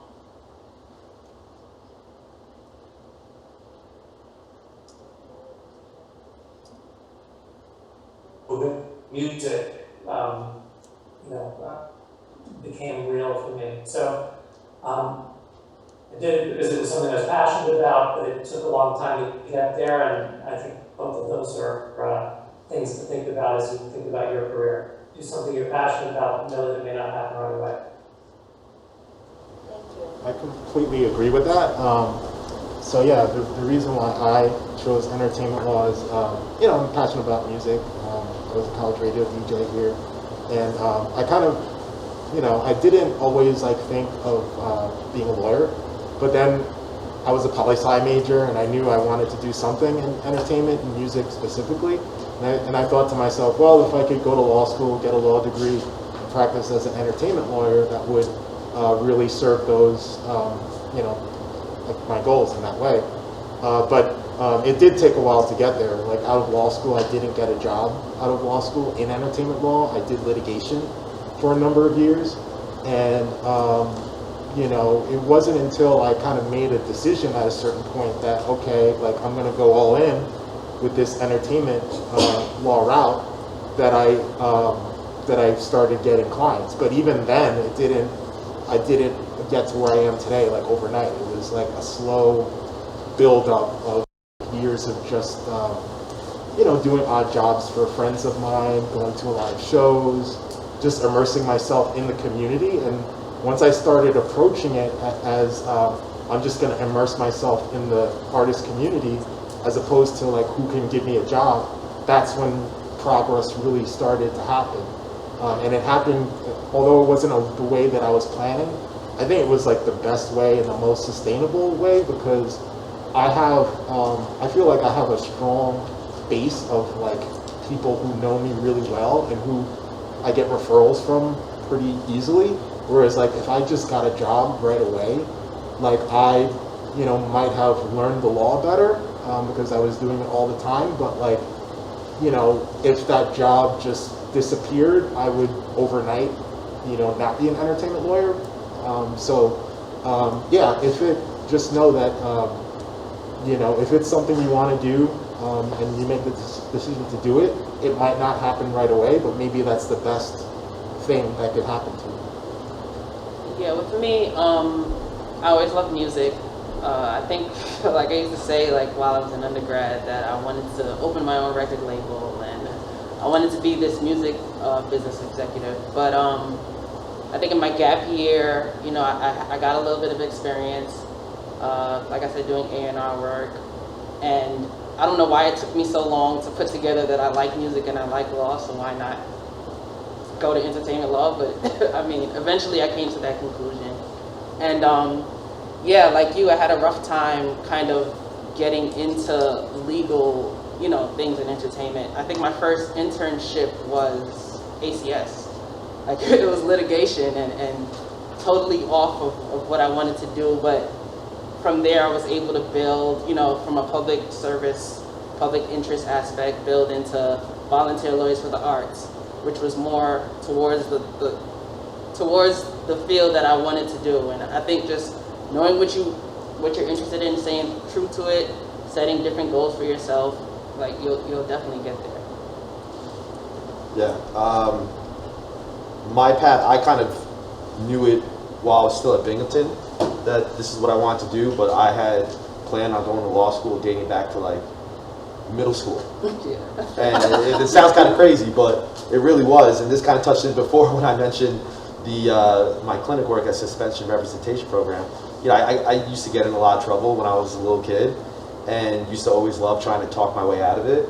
And a lot of my teachers were just like, you know, you be a good lawyer.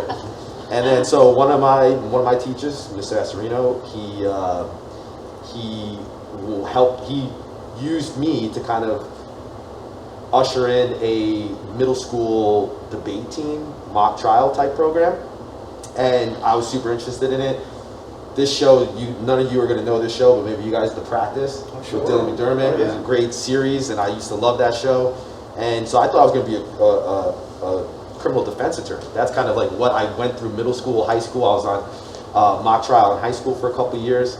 And that's kind of when I came here, I was like, okay, I'm going to do pre-law because law school has been, you know, the goal ever since. But I was always also a big TV film guy, and still am.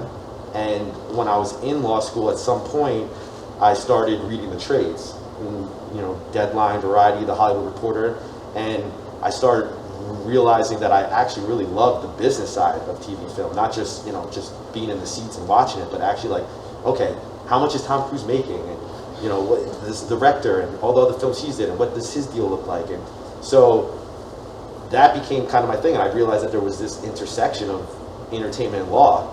And again, I think some of you may know that, and some of you might not know, and I think we're going to touch on that in a little bit.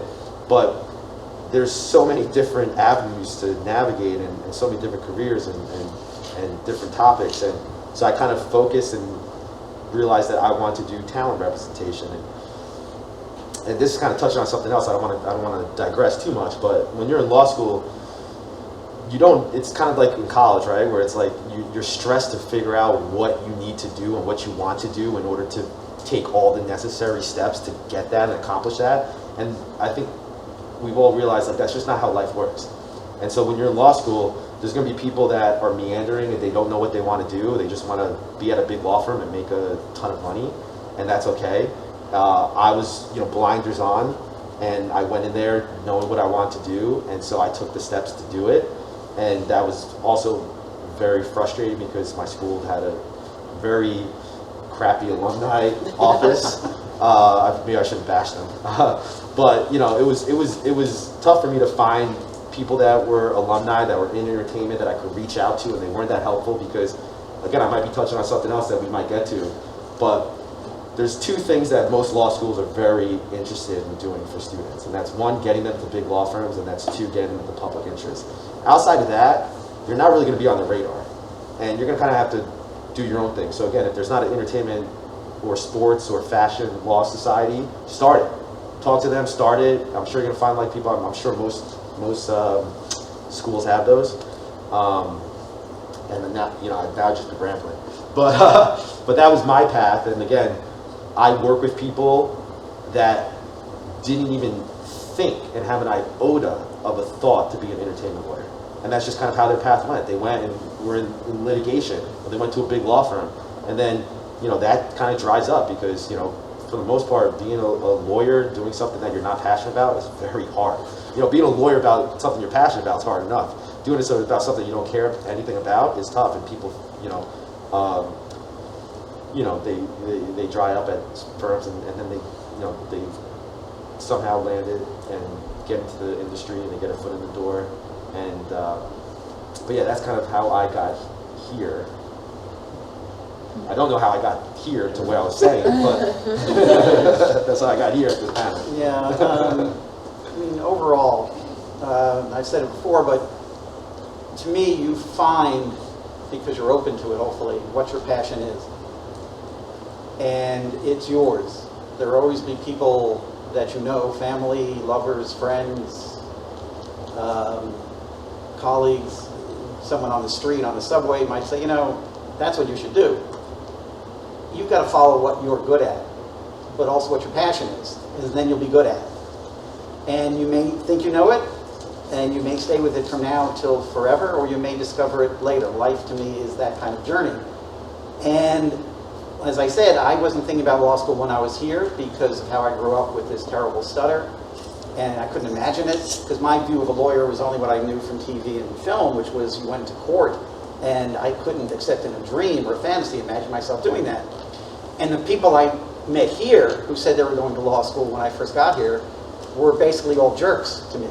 And I said, well, that's the kind of person who's going to law school. That's certainly not what I want to be. And I thought when I was a junior living with a senior, he was applying to graduate school. I opened up one of his graduate school catalogs, and I got to the C's, and I saw city planning. I said, oh, I grew up in Brooklyn. I think about these issues all the time. That's what I'm going to do. Ended up taking the GREs and applying to different schools for a master's in urban planning. Got into 4 or 5 of them.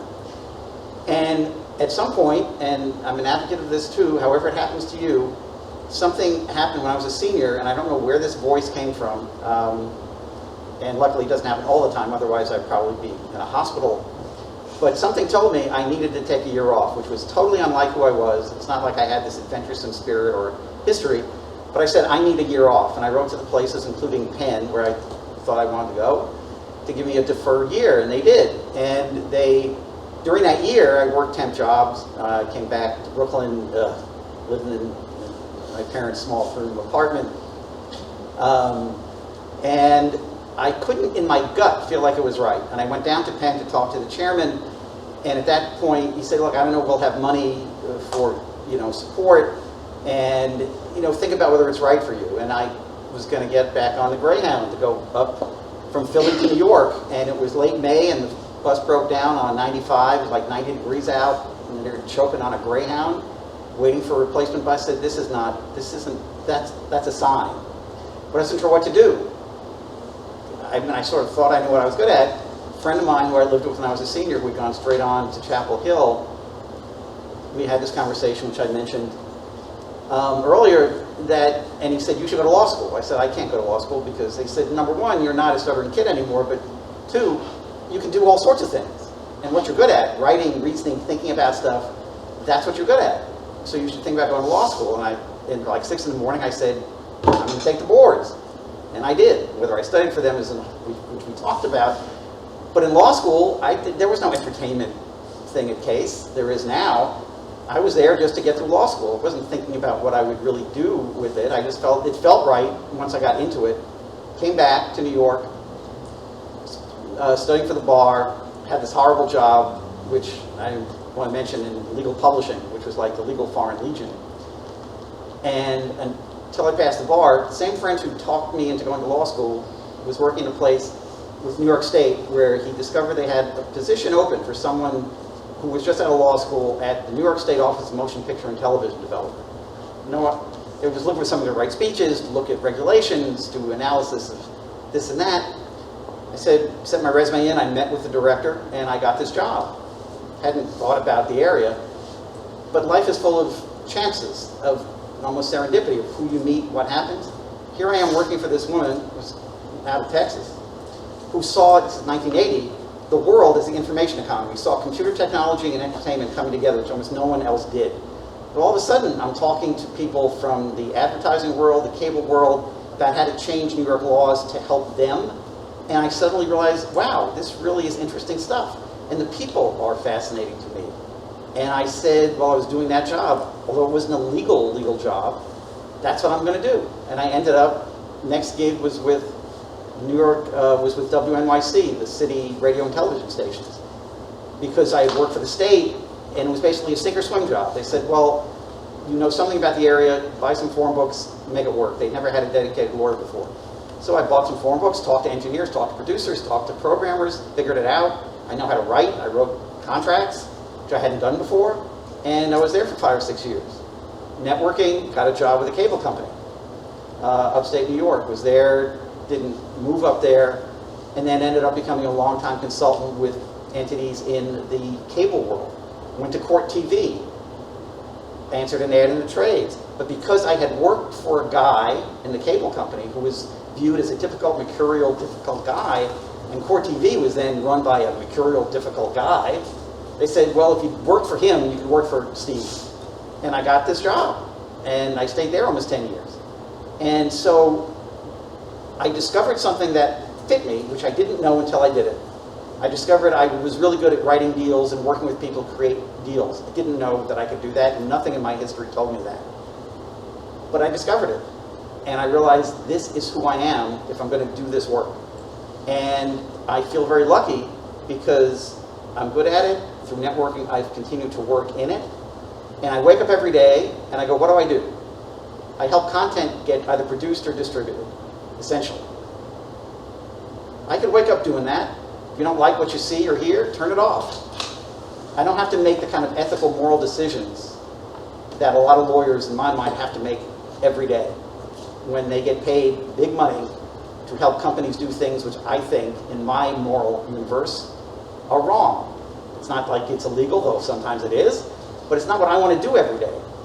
And a lot of lawyers have to do that. They get caught up in it, and it's how they make their living, and they get responsibilities. So I feel lucky that I found something, A, that fit me, I'm passionate about, and I can wake up every day feeling good about. If you can do those things, to me, whatever else happens in life, and shit will happen, if that part of your life is working, you can make the rest of it work too. And so figure out what your passion is, whether it's law school or not, whether it's a lawyer or not, and make that work for you. And you'll do it through networking, through who you are, and the fact that you love it. And not every day, you don't love everything every day, but more often than not, that'll come through. And that's how you will succeed. And be open to surprise, because that's how life works too. I mean, I wasn't thinking about this. I spent 30, 35 years doing it. Nobody would have thought of that when I was growing up or when I was in law school. But there you are. Here I am on this panel. You know, drinking water and eating little mints. So you never know where things go. So be open. Always remain flexible, because stuff will happen that you were not thinking about. But that fit you. Sorry. No, go. Yeah. No, it's important to be open, because entertainment law is a very, it's not a big field. So odds are you're not going to just like walk into your dream job right out of law school. So, and I also think it's important to, I mean, you have to feel out which situations, there's going to be like hidden opportunities that come along. And you have to be able to sort of take advantage of those. Like for me, I got involved with this music venue, and that was like really the start of like when things picked up. And I think that opportunity was probably an opportunity that a lot of people wouldn't have taken, because really it wasn't a job and I wasn't getting paid a lot, but what it allowed me to do was be around a lot of artists and build relationships which have sustained me even today. So yeah, to the point where when I got involved with that venue, I felt like, oh, this is not really what I'm doing. I'm just kind of doing this as a hobby and helping a few friends here or there. But what happened was, like, after years of doing that, it was almost like one day I woke up and I was like, wow, I have like 8 or 9 clients. And I wasn't even like, I felt like I wasn't really planning on doing it that way. But essentially how I got there was because I really liked the work, and I was just doing the work because I enjoyed it, and I was able to ride out the years of like not feeling like I was where I wanted to be or being an entertainment lawyer. And then just magically, like one day I woke up and I'm like, wow, I guess I am an entertainment lawyer because I have clients who are paying me. So, you know, it probably won't happen the way you think it's going to happen, but just like stay open to opportunities, get to know people in the field that you want to get into. And, you know, if it's something that you enjoy doing, you're going to have the patience to ride it out until, you know, life has no choice but to reward you with success. Well, no, we're not saying so now we're on to career questions, which is our final section, or second to last. But so what exactly does an entertainment lawyer do, and what does a typical day entail? So Kris, I'll allow you to go first. Thanks. You know, my day-to-day is probably different from what it was when I was really acting more as an entertainment lawyer. For many years, I was a transactional lawyer, from the record label. So what I would do is describe that day, and it was lots of phone calls, lots of meetings with colleagues internally. Lawyers do a lot of talking, and especially if you're a deal maker, you're constantly, checking in to understand what it is you need to get in the deal, and then you're trying to negotiate that. And then when you have the time, you fit in the actual draft thing of the contract you've been negotiating. So that's a typical day. Lots of meetings, lots of phone calls, lots of drafting. I used to tell my kids and my kids' friends that I write term papers for a living, and then I talk to people on the phone about them, and that seemed to make sense to them, or it horrified them that was something I actually enjoyed doing.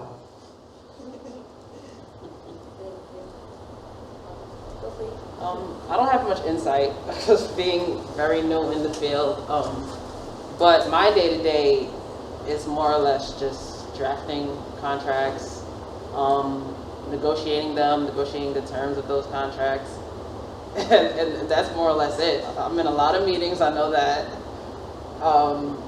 Yeah, that's really what it is for me. I think it's the same. Drafting contracts is a big part of it. My favorite part of the job is just talking to the different artists and even the people we're going up against from time to time. This isn't something that has to be a part of the practice, but I like going to shows. I know lawyers who do what I do that don't feel like they have to, and you don't really need to, but I just find that that really makes it hit home for me in a way that I'm doing work for these people and helping them sort of progress in their career.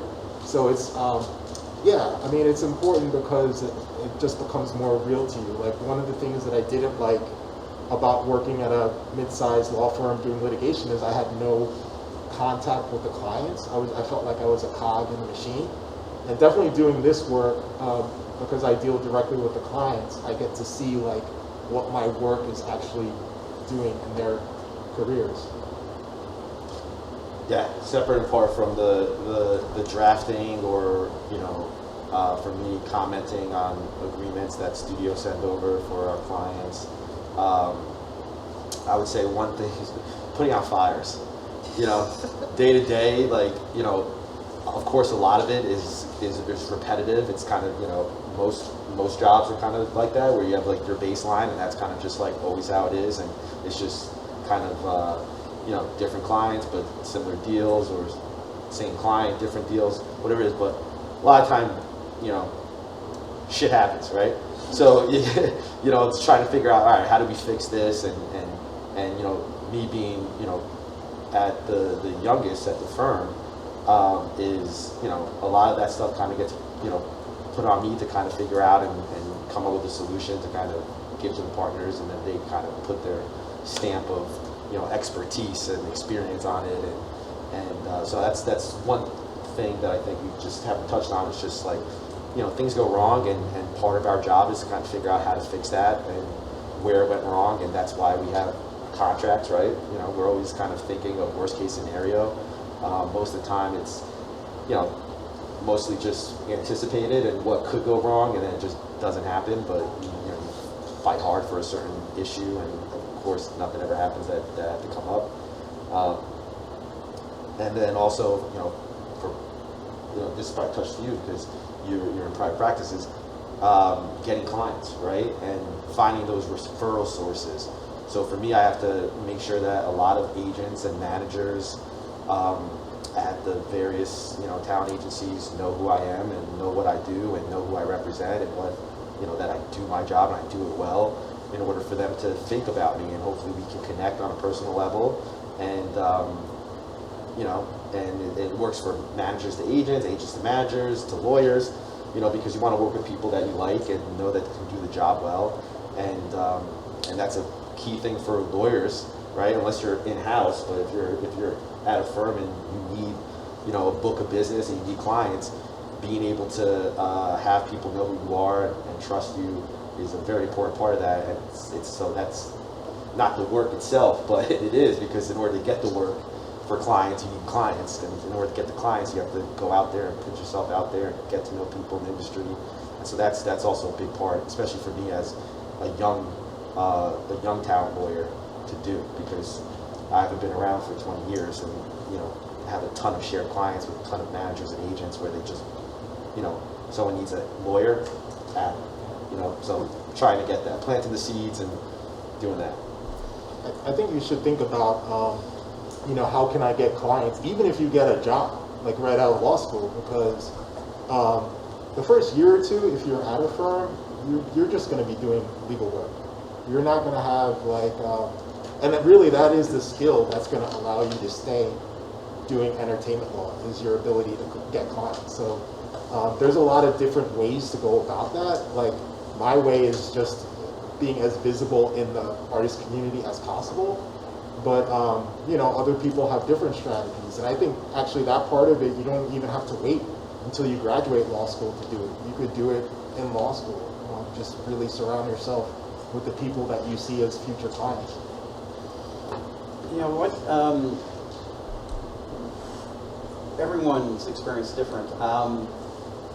What you do in entertainment law depends on many ways is what you do, which sounds like a stupid thing to say, but it's, for example, I never worked at a firm, so building client base like that was never something that I had to deal with. My career path is not usual because I never worked at a firm. Typically, you work at a firm and you move in-house or you develop your own practice. But I managed to start in-house and stay in-house, which meant I suddenly became a transactional lawyer in the broad sense of doing deals. Now, what you do is going to depend on who your client is. For example, if you work in-house, your client, your company, if you're in a firm, who your clients are and what they do. Because you could work in the marketing and advertising side of things, which is different than if you're working on the production side of things. The issues, you could talk about broad copyright, intellectual property, you know, certain contractual issues that are common, but the specifics are very different. And what you need to know and become somewhat of an expert in become different. Within the field, it's become increasingly specialized. For me, because I've worked in-house my entire career, I've been a consultant, in effect acting as someone's external counsel. And even when I worked in-house, the in-house departments were very small. It was either me or me and somebody else. And so I had to become to use a phrase, within the entertainment media space, a bit of a jack of all trades. I had to know something about marketing because I would get at least first look at questions come up. I had to know about production and production issues. I had to know about advertising and advertising tech as that began to develop. I became somewhat of an expert in what's called affiliate deals with cable networks, doing deals with distributors, Comcast, Dish, DirecTV, then IP and broadband, which have their own set of issues. And so I feel, again, fortunate because I've never done one thing. I mean, I know lawyers in the entertainment space who spent their entire life being affiliate lawyers. I did a lot of that at Court TV, but it wasn't all I did. And the way I work and the way my mind works, I need some variety. And so I've been lucky in that either being the only person or one of two, and now when my principal client is a North American division of a French global telecommunications company, I get called on to do, yes, a lot of drafting, but also a lot of advising, like they do. A lot of questions come up where the experience, the ability to read and different possible solutions is what you're being paid to do. And that's part of the fun of it, because a contract only begins to live when it's drafted and when the real world kicks in, and you never cover everything because you can't. And the world changes and the contract is set and technology changes and opportunities change, problems happen, so you have to see if they can be fixed, either through amendment or through talking it through, which depends upon relationships. So as a lawyer, you need to develop that and negotiate for your client, but maintain a relationship, because very few deals are one-off deals. It's an ongoing relationship, either with now ongoing, or you'll come back to work with the same entity at some point, or you'll need to. So how you work will matter. How you leave your sense of yourself behind will matter. So you'll have to make decisions, not just in drafting, but how you present, how you make your argument, how you create connections, so that if something needs to get discussed, which isn't easy, you're able to do that because the other side trusts you. It sounds funny when you're talking to lawyers about trust, but that's what you need to do. You need to develop a sense that you'll be honest. They might not love what you're saying, but it'll be clear why you're saying it. And so a lot of the work can be drafting, but a lot of it can be just back and forth advice. Someone calls you from a department and says, what do you think about this? And because they trust you and they know you have the ability to ask the right question or think about something, that's your value that day. It's not necessarily in drafting an amendment or a contract or anything like that. It's just using the expertise that you've built up day by day by day from what you see and applying it to actual issues that come up, as they often do, typically unexpected. You think you know what you're going to walk into, and something happens that maybe no one's seen before. And that's where your ability to sit back, take a breath, and look at it comes into play as a lawyer, because that's how you've been trained to think, hopefully. And you're good at it. And so, and you're seeing a more global perspective, not just from a marketing angle, not just from a production angle, but from how these things play together. And so that, to me, is where your experience, and to me also where the fun comes in. So your day can seem predictable, but in many ways it really depends on what's going on and who sends an email that says, what the hell did you do? We had one thing, just quickly, working for my current major client, where we distribute content. And because a technician at the teleport, our main teleport, in a sense pressed the wrong button, for whatever reason, everything was shut down. So everyone's signal went down. Well, you're in business, you're there to be on 24/7. That's what television's all about.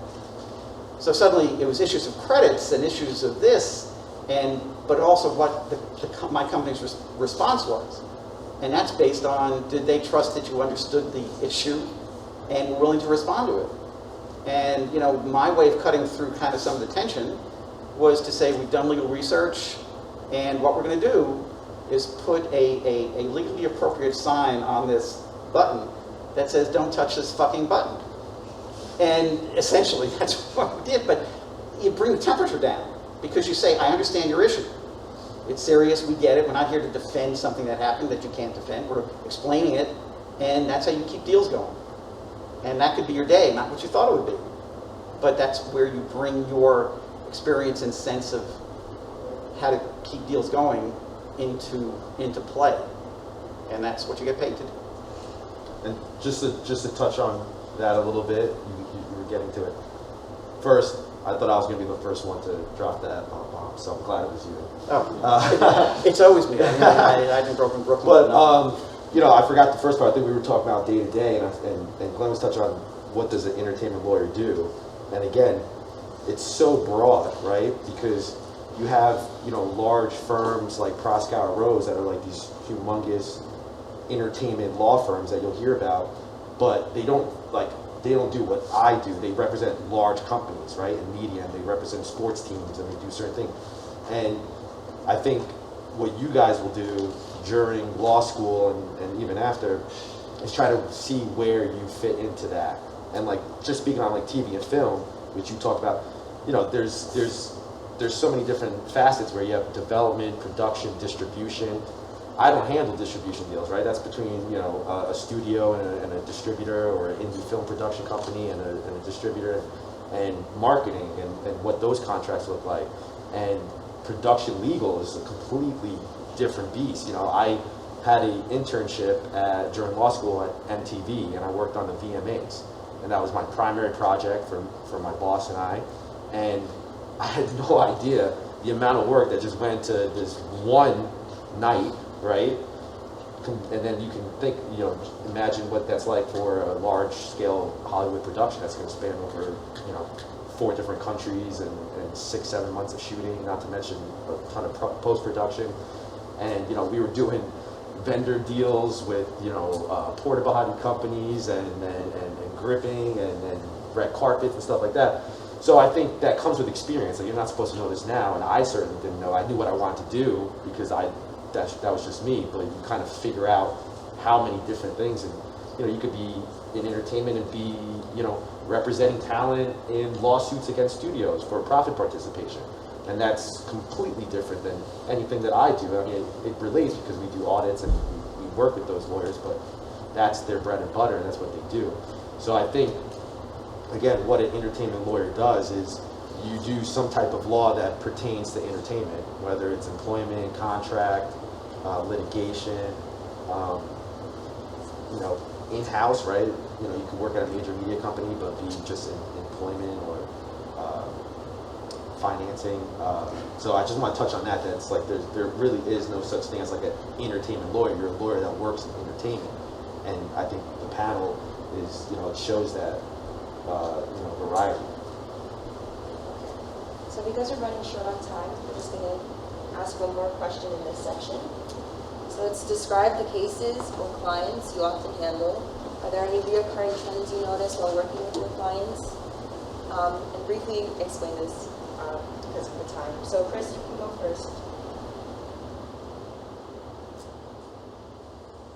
I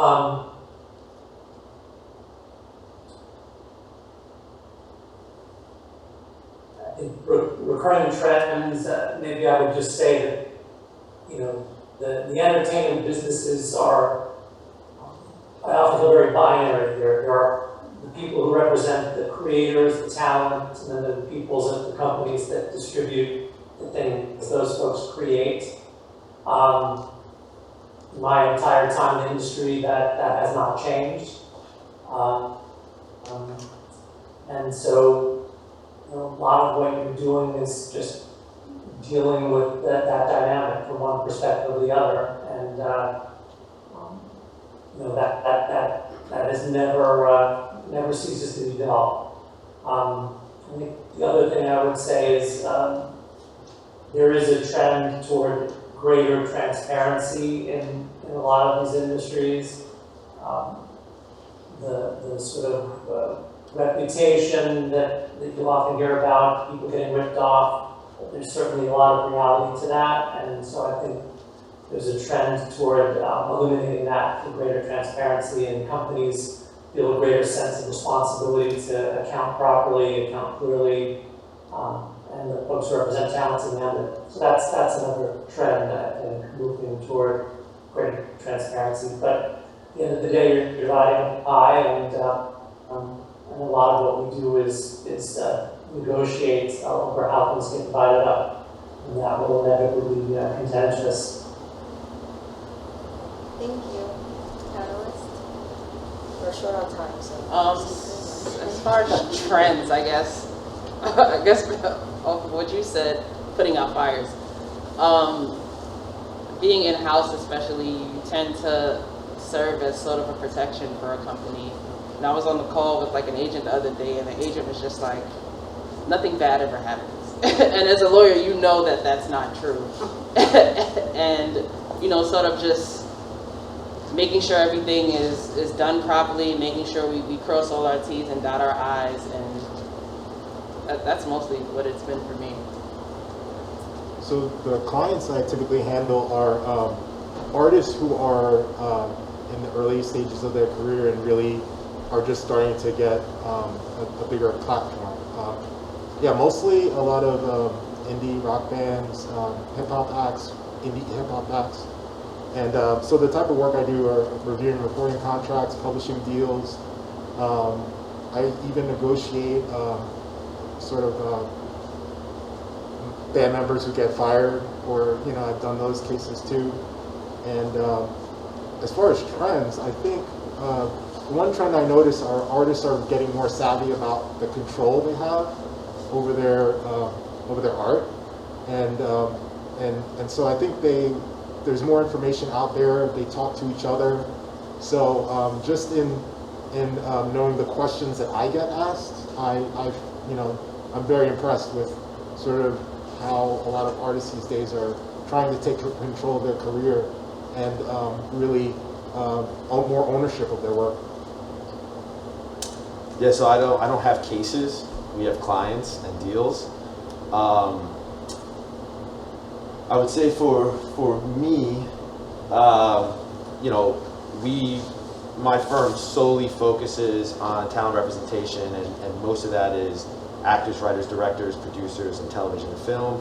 Of course, we go further than that and represent people in endorsement and branding spaces. You know, part of my business is a lot of social media influencers, because now that is such a lucrative part of the entertainment industry now that you know, you couldn't not be a part of it if you tried. And you know, something that's, you know, it's not cases, but it's just, to me it's fascinating to, you know, and I'm proud of it, is when, you know, you're doing a deal, because just like lawsuits, where it's like stats like 95% of lawsuits don't ever see a courtroom, right? They get settled out. You know, it's like, you know, 95% of scripts that are sold to studios don't ever get produced.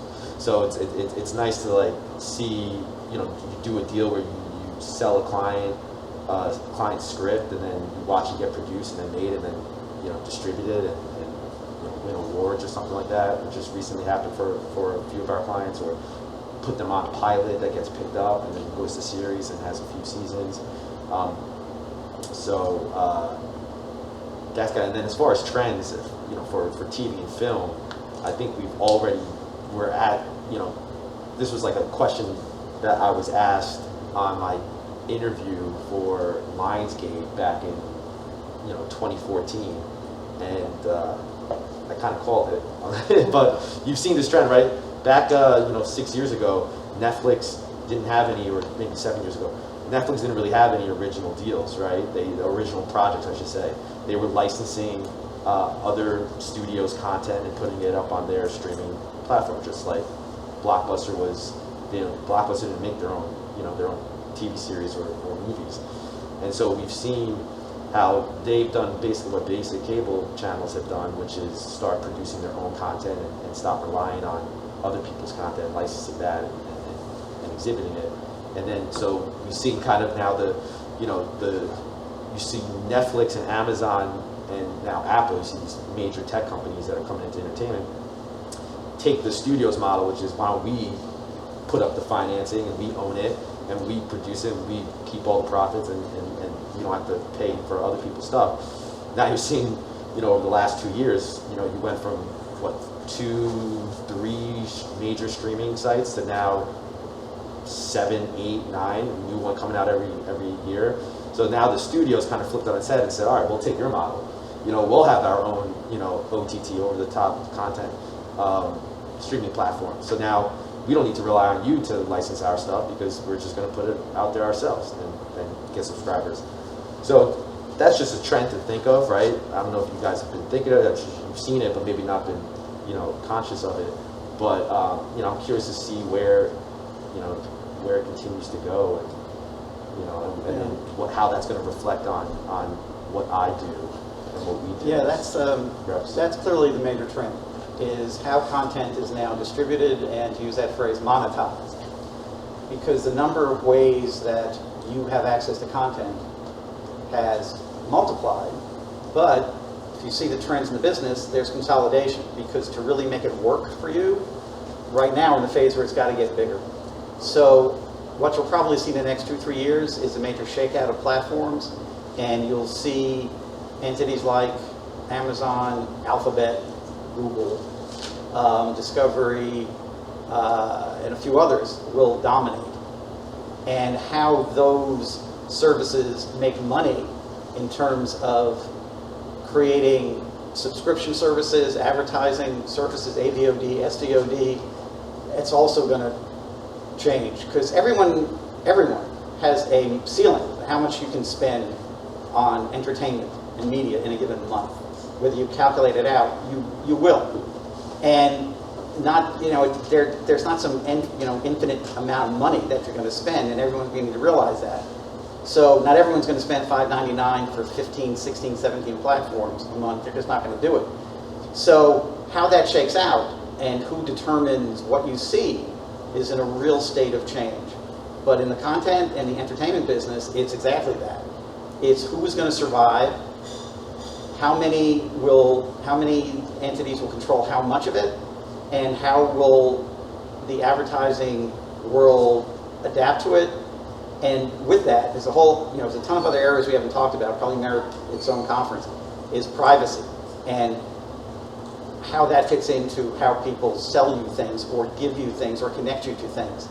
How content ratings are measured. Nielsen, once dominant, never questioned, although no one ever trusted it, is now almost, in theory, can go out of business because people say, what the hell is this? We don't trust these numbers, we never have. So other players are coming into that space. So there's a lot happening in terms of how you get what you see and whether you're willing to pay for it and how you're willing to pay for it or not. And that trend is to me, a dominant one. Dominates what my business does with different competitors coming in. The cloud, which is just a phrase, but it's really taking things way out of big, expensive facilities on site and putting them out into networks of computers that can do now what it used to take tons of production equipment, editing equipment, distribution on site, and you don't have to do that anymore. So it's changed the economics completely. And that's going to be ongoing, which will create different job opportunities in, quote unquote, the entertainment space. Thank you. So we're going to jump ahead to our last and final section, which is final advice. So I'm going to let... Don't go to law school. let the panelists answer this question. Mention anything else that you thought didn't get highlighted throughout the conference. And just give final advice to students. Do you have any advice for students who desire to become entertainment lawyers or any field of law in general? So I'm going to let Kris go. Thanks, Savannah. And thanks for hooking me in like this. Next time I'll get up to Binghamton to be there in person. I guess one bit of advice I would give echoes what a couple of other folks said earlier, and that is your career path is going to look much more like a long and winding road than a straight shot. And the more you can be open to the possibilities that present themselves, the more successful you will be. That's certainly how my career played out. Another point worth considering is all of these entertainment industries are changing really rapidly now, and there is a good chance that you wind up working in the industry. You'll work for a company that doesn't exist today, and you'll do a job that doesn't exist today. My company was created 2-3 years ago now when Congress passed a law. My job before that was a job I created, and the job before that was one I created. So knowing that there are so many things that you can't know, focus on what's in front of you, the next opportunity, be open to change, and enjoy the ride, because it will be entertaining. I wrote a couple things down real quick because I don't want to forget. First is, again, I touched on this before, but law schools are businesses and organizations, and people at the top are running it and trying to make it the best that possibly, and sometimes that doesn't mean it's the best thing for you. I felt very lost and an outsider at my school because the focus, being a law school in the city in Manhattan, was to get at a big law firm. And the way you do that is by getting in the top 10%. And you'll learn this, is that it's very important. There's people that you're going to be going to school with that are going to make a lot of money solely based off of their first year grades. That's kind of how it works. And so your 1L grades determines on you getting big law firm interviews, which means if you get an offer, you'll be there for your 2L summer. And depending on this, if you don't, screw the pooch, you'll get a job offer after. That doesn't work in entertainment, and doesn't work outside of that or public interest. You don't get job offers when you're still in law school. you know, at that, with big law firms, you're kind of already got a little bit of security going into your 3-out. It doesn't work like that because most of the time people won't hire you until after you pass the bar, or they'll hire you contingent on you passing the bar. And so just don't be afraid to kind of go against the grain. My 1L summer, I worked at MTV. I worked very hard to get that and was also a little bit lucky in getting it. But most of the time they force you to kind of go do like a judge clerkship, right? That's like kind of like the go-to 1L summer. And like if you get into the program, like if you get an offer, you have to accept it. That's what scared me because you can't go back on it. Another advice is, so that ties into also be patient when you're out of law school and studying for the bar, and you might not get a job offer. It took me 6 months after I took the bar to get a job offer, and that also took me going out to Los Angeles with the last money of my refund check that I survived on the last semester of law school, and I came out there like a lot of my clients with a dream and some money, and that's it, and I made it happen, and I'm sure, you know, you will too, but just be patient. Other thing is, sometimes your failures aren't your failures. I got my dream job, which is right now, because I went 4 rounds at a major studio and ultimately didn't get the job. But I impressed someone so much that when they closed the deal with one of my bosses, he was saying that they were looking to hire someone, and she recommended me. And not getting that job devastated me, and it ended up being the fastest route to getting my dream job. So that's my final words of wisdom. So my advice would be to ask yourself if you want to be a lawyer. I know that's like an basic question, but like, you know, I feel like a lot of people go to law school just because like, oh, I'm done with undergrad and like, how am I going to get a job? And they just decide to go to law school for that reason. You either know, you have to know that you want to be a lawyer or have a reason why you want to be a lawyer. And, you know, I was fortunate enough to have a reason, and it played out in my life, but still, it was not easy to get there. And I think, you know, some of the things that, I think that's great advice, what you said about being patient, because more than likely, your career is not going to unfold the way you think it is. And I think if you are doing something that you genuinely want to be doing, like I said before, that's going to allow you to ride out those periods where you're frustrated, that you're not where you expect to be at a certain point. And I think also, once you will probably have enough knowledge to be helpful to clients way earlier than you feel like you have value to give. And I think it's important also to really go within yourself and trust like all the training that you've done, you know, up through college, through law school, and at a certain point, I feel like you have to feel like you have value to give. That's really, I think, when you're going to see the change in your career happen, like it's happened for me over the last like several years. So those are my pieces of advice. For me, it's stay resilient. I think it was very tough for me graduating law school and not having a job. So during law school, I know when I got to my 3L year, my goal was just to get a job. I knew I wanted to do entertainment law. That was a goal for me, but getting a job was much more important than anything else. And I actually got a job offer at like the DA's office and ended up turning it down.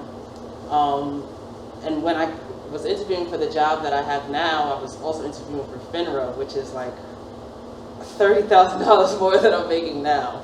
And you know, to just turn things like that down and know what you want to do and stay resilient in it, I have zero regrets. So just blinders on, know what you want to do, and don't give up.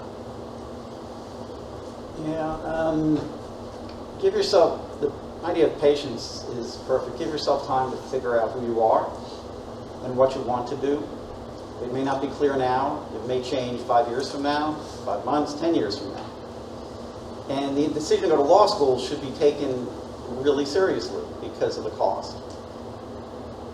You know, I'm an advocate of, it's great training in a broad sense for you to become a problem solver, someone who can write, a skill that is woefully diminishing in value and that people care about. But in many ways, it's still very important. And so you can do a lot with it that law schools will not tell you because, again, they're not judged on that. They're judged on who they place in big firms, who they place in clerkships. And the training you get, you can do 1,000 things with because not many other places will train you that way to think, to write, to reason. So go if you have a reason to go, to the degree that you know that you do, then apply and see which school, when all of it's in with grades, with your LSATs, money, and figure, have that factor in, see if it's right for you. But know that you're not locked in to say, well, if I don't get a job with, Crevasse Swain, what's the point? There are a lot of happy, good people out there doing good work that they are happy with who never worked at a big firm, who never clerked anywhere, who are not in the top 10%. And it's what you find that fits you. And be open to change. And be flexible because you never know where your meeting person X will lead you. And almost no experience, to me, is a bad experience working because it'll teach you what you don't want to do.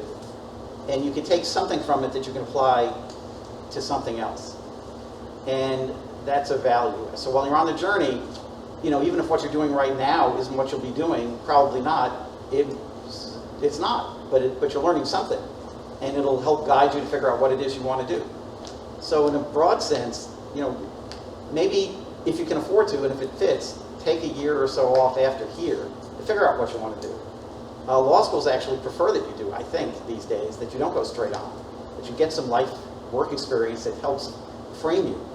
So that when you're there, you are taking it, in a sense, more seriously than you might if you just said, well, I don't know what else to do, I'll go to law school, which is not the reason to do it. So, try some things. Try some things out of your safety area. Stretch yourself. And then you'll learn some things about yourself that will surprise you and will help you figure it out. But it's not all going to happen today, nor should it. No matter what people may say, the pressure isn't, people are always happy to put pressure on you, but that's their thing, and that's their issue.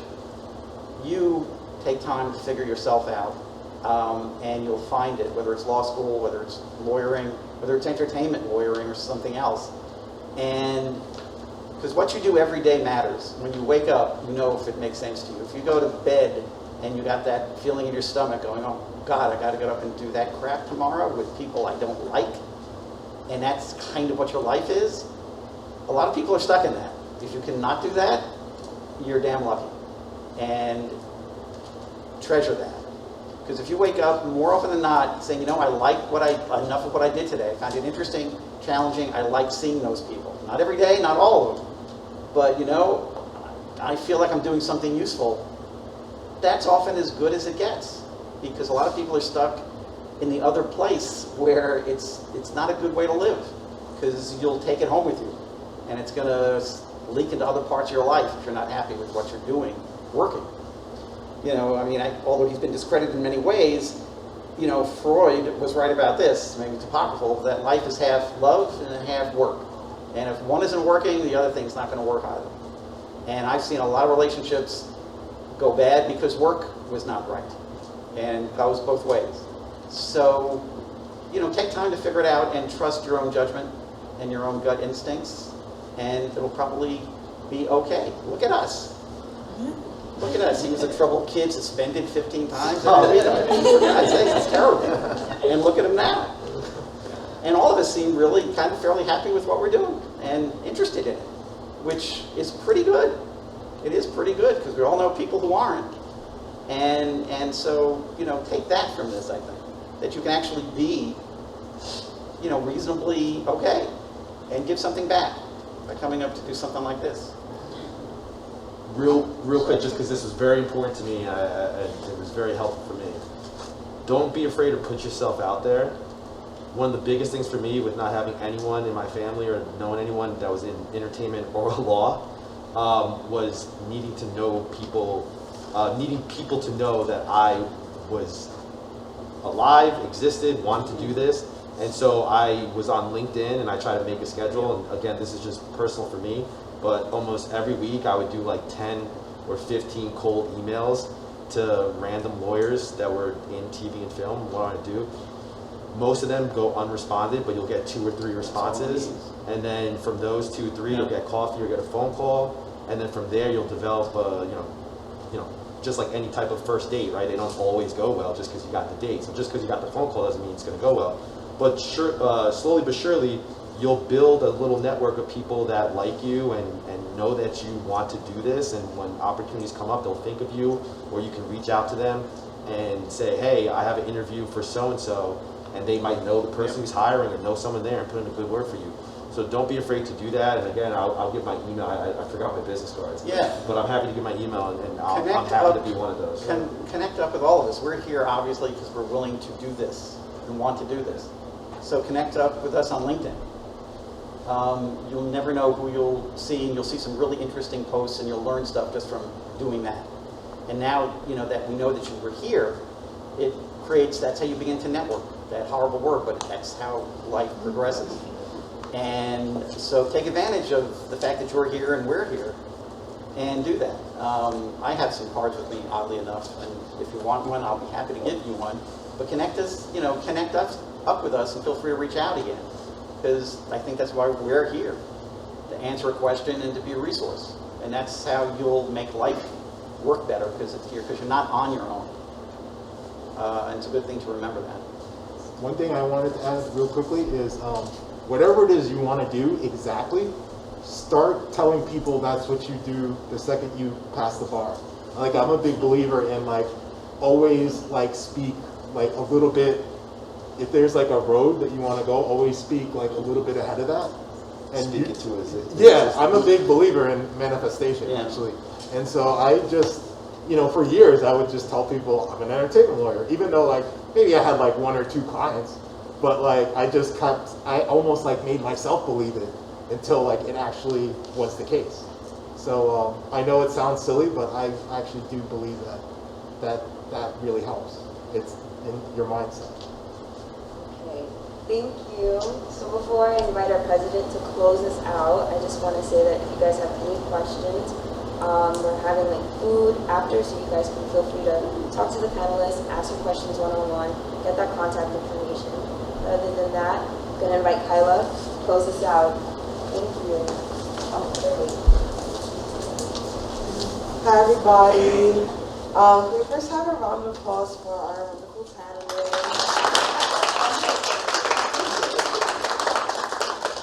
I would like to thank our panelists for coming out and taking the time out on a Saturday to come to Bing and speak to us. I would also like to thank our audience for coming to our law conference. And I hope it was as informative as it was for me, for you guys. And I would also like to thank Savannah. I feel like you did an amazing job, and I'm so happy that law conference was a success for you. Again,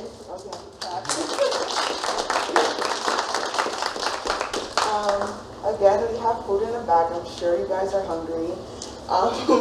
You guys can take drinks, a sandwich, and feel free to talk to our panelists. And, yeah.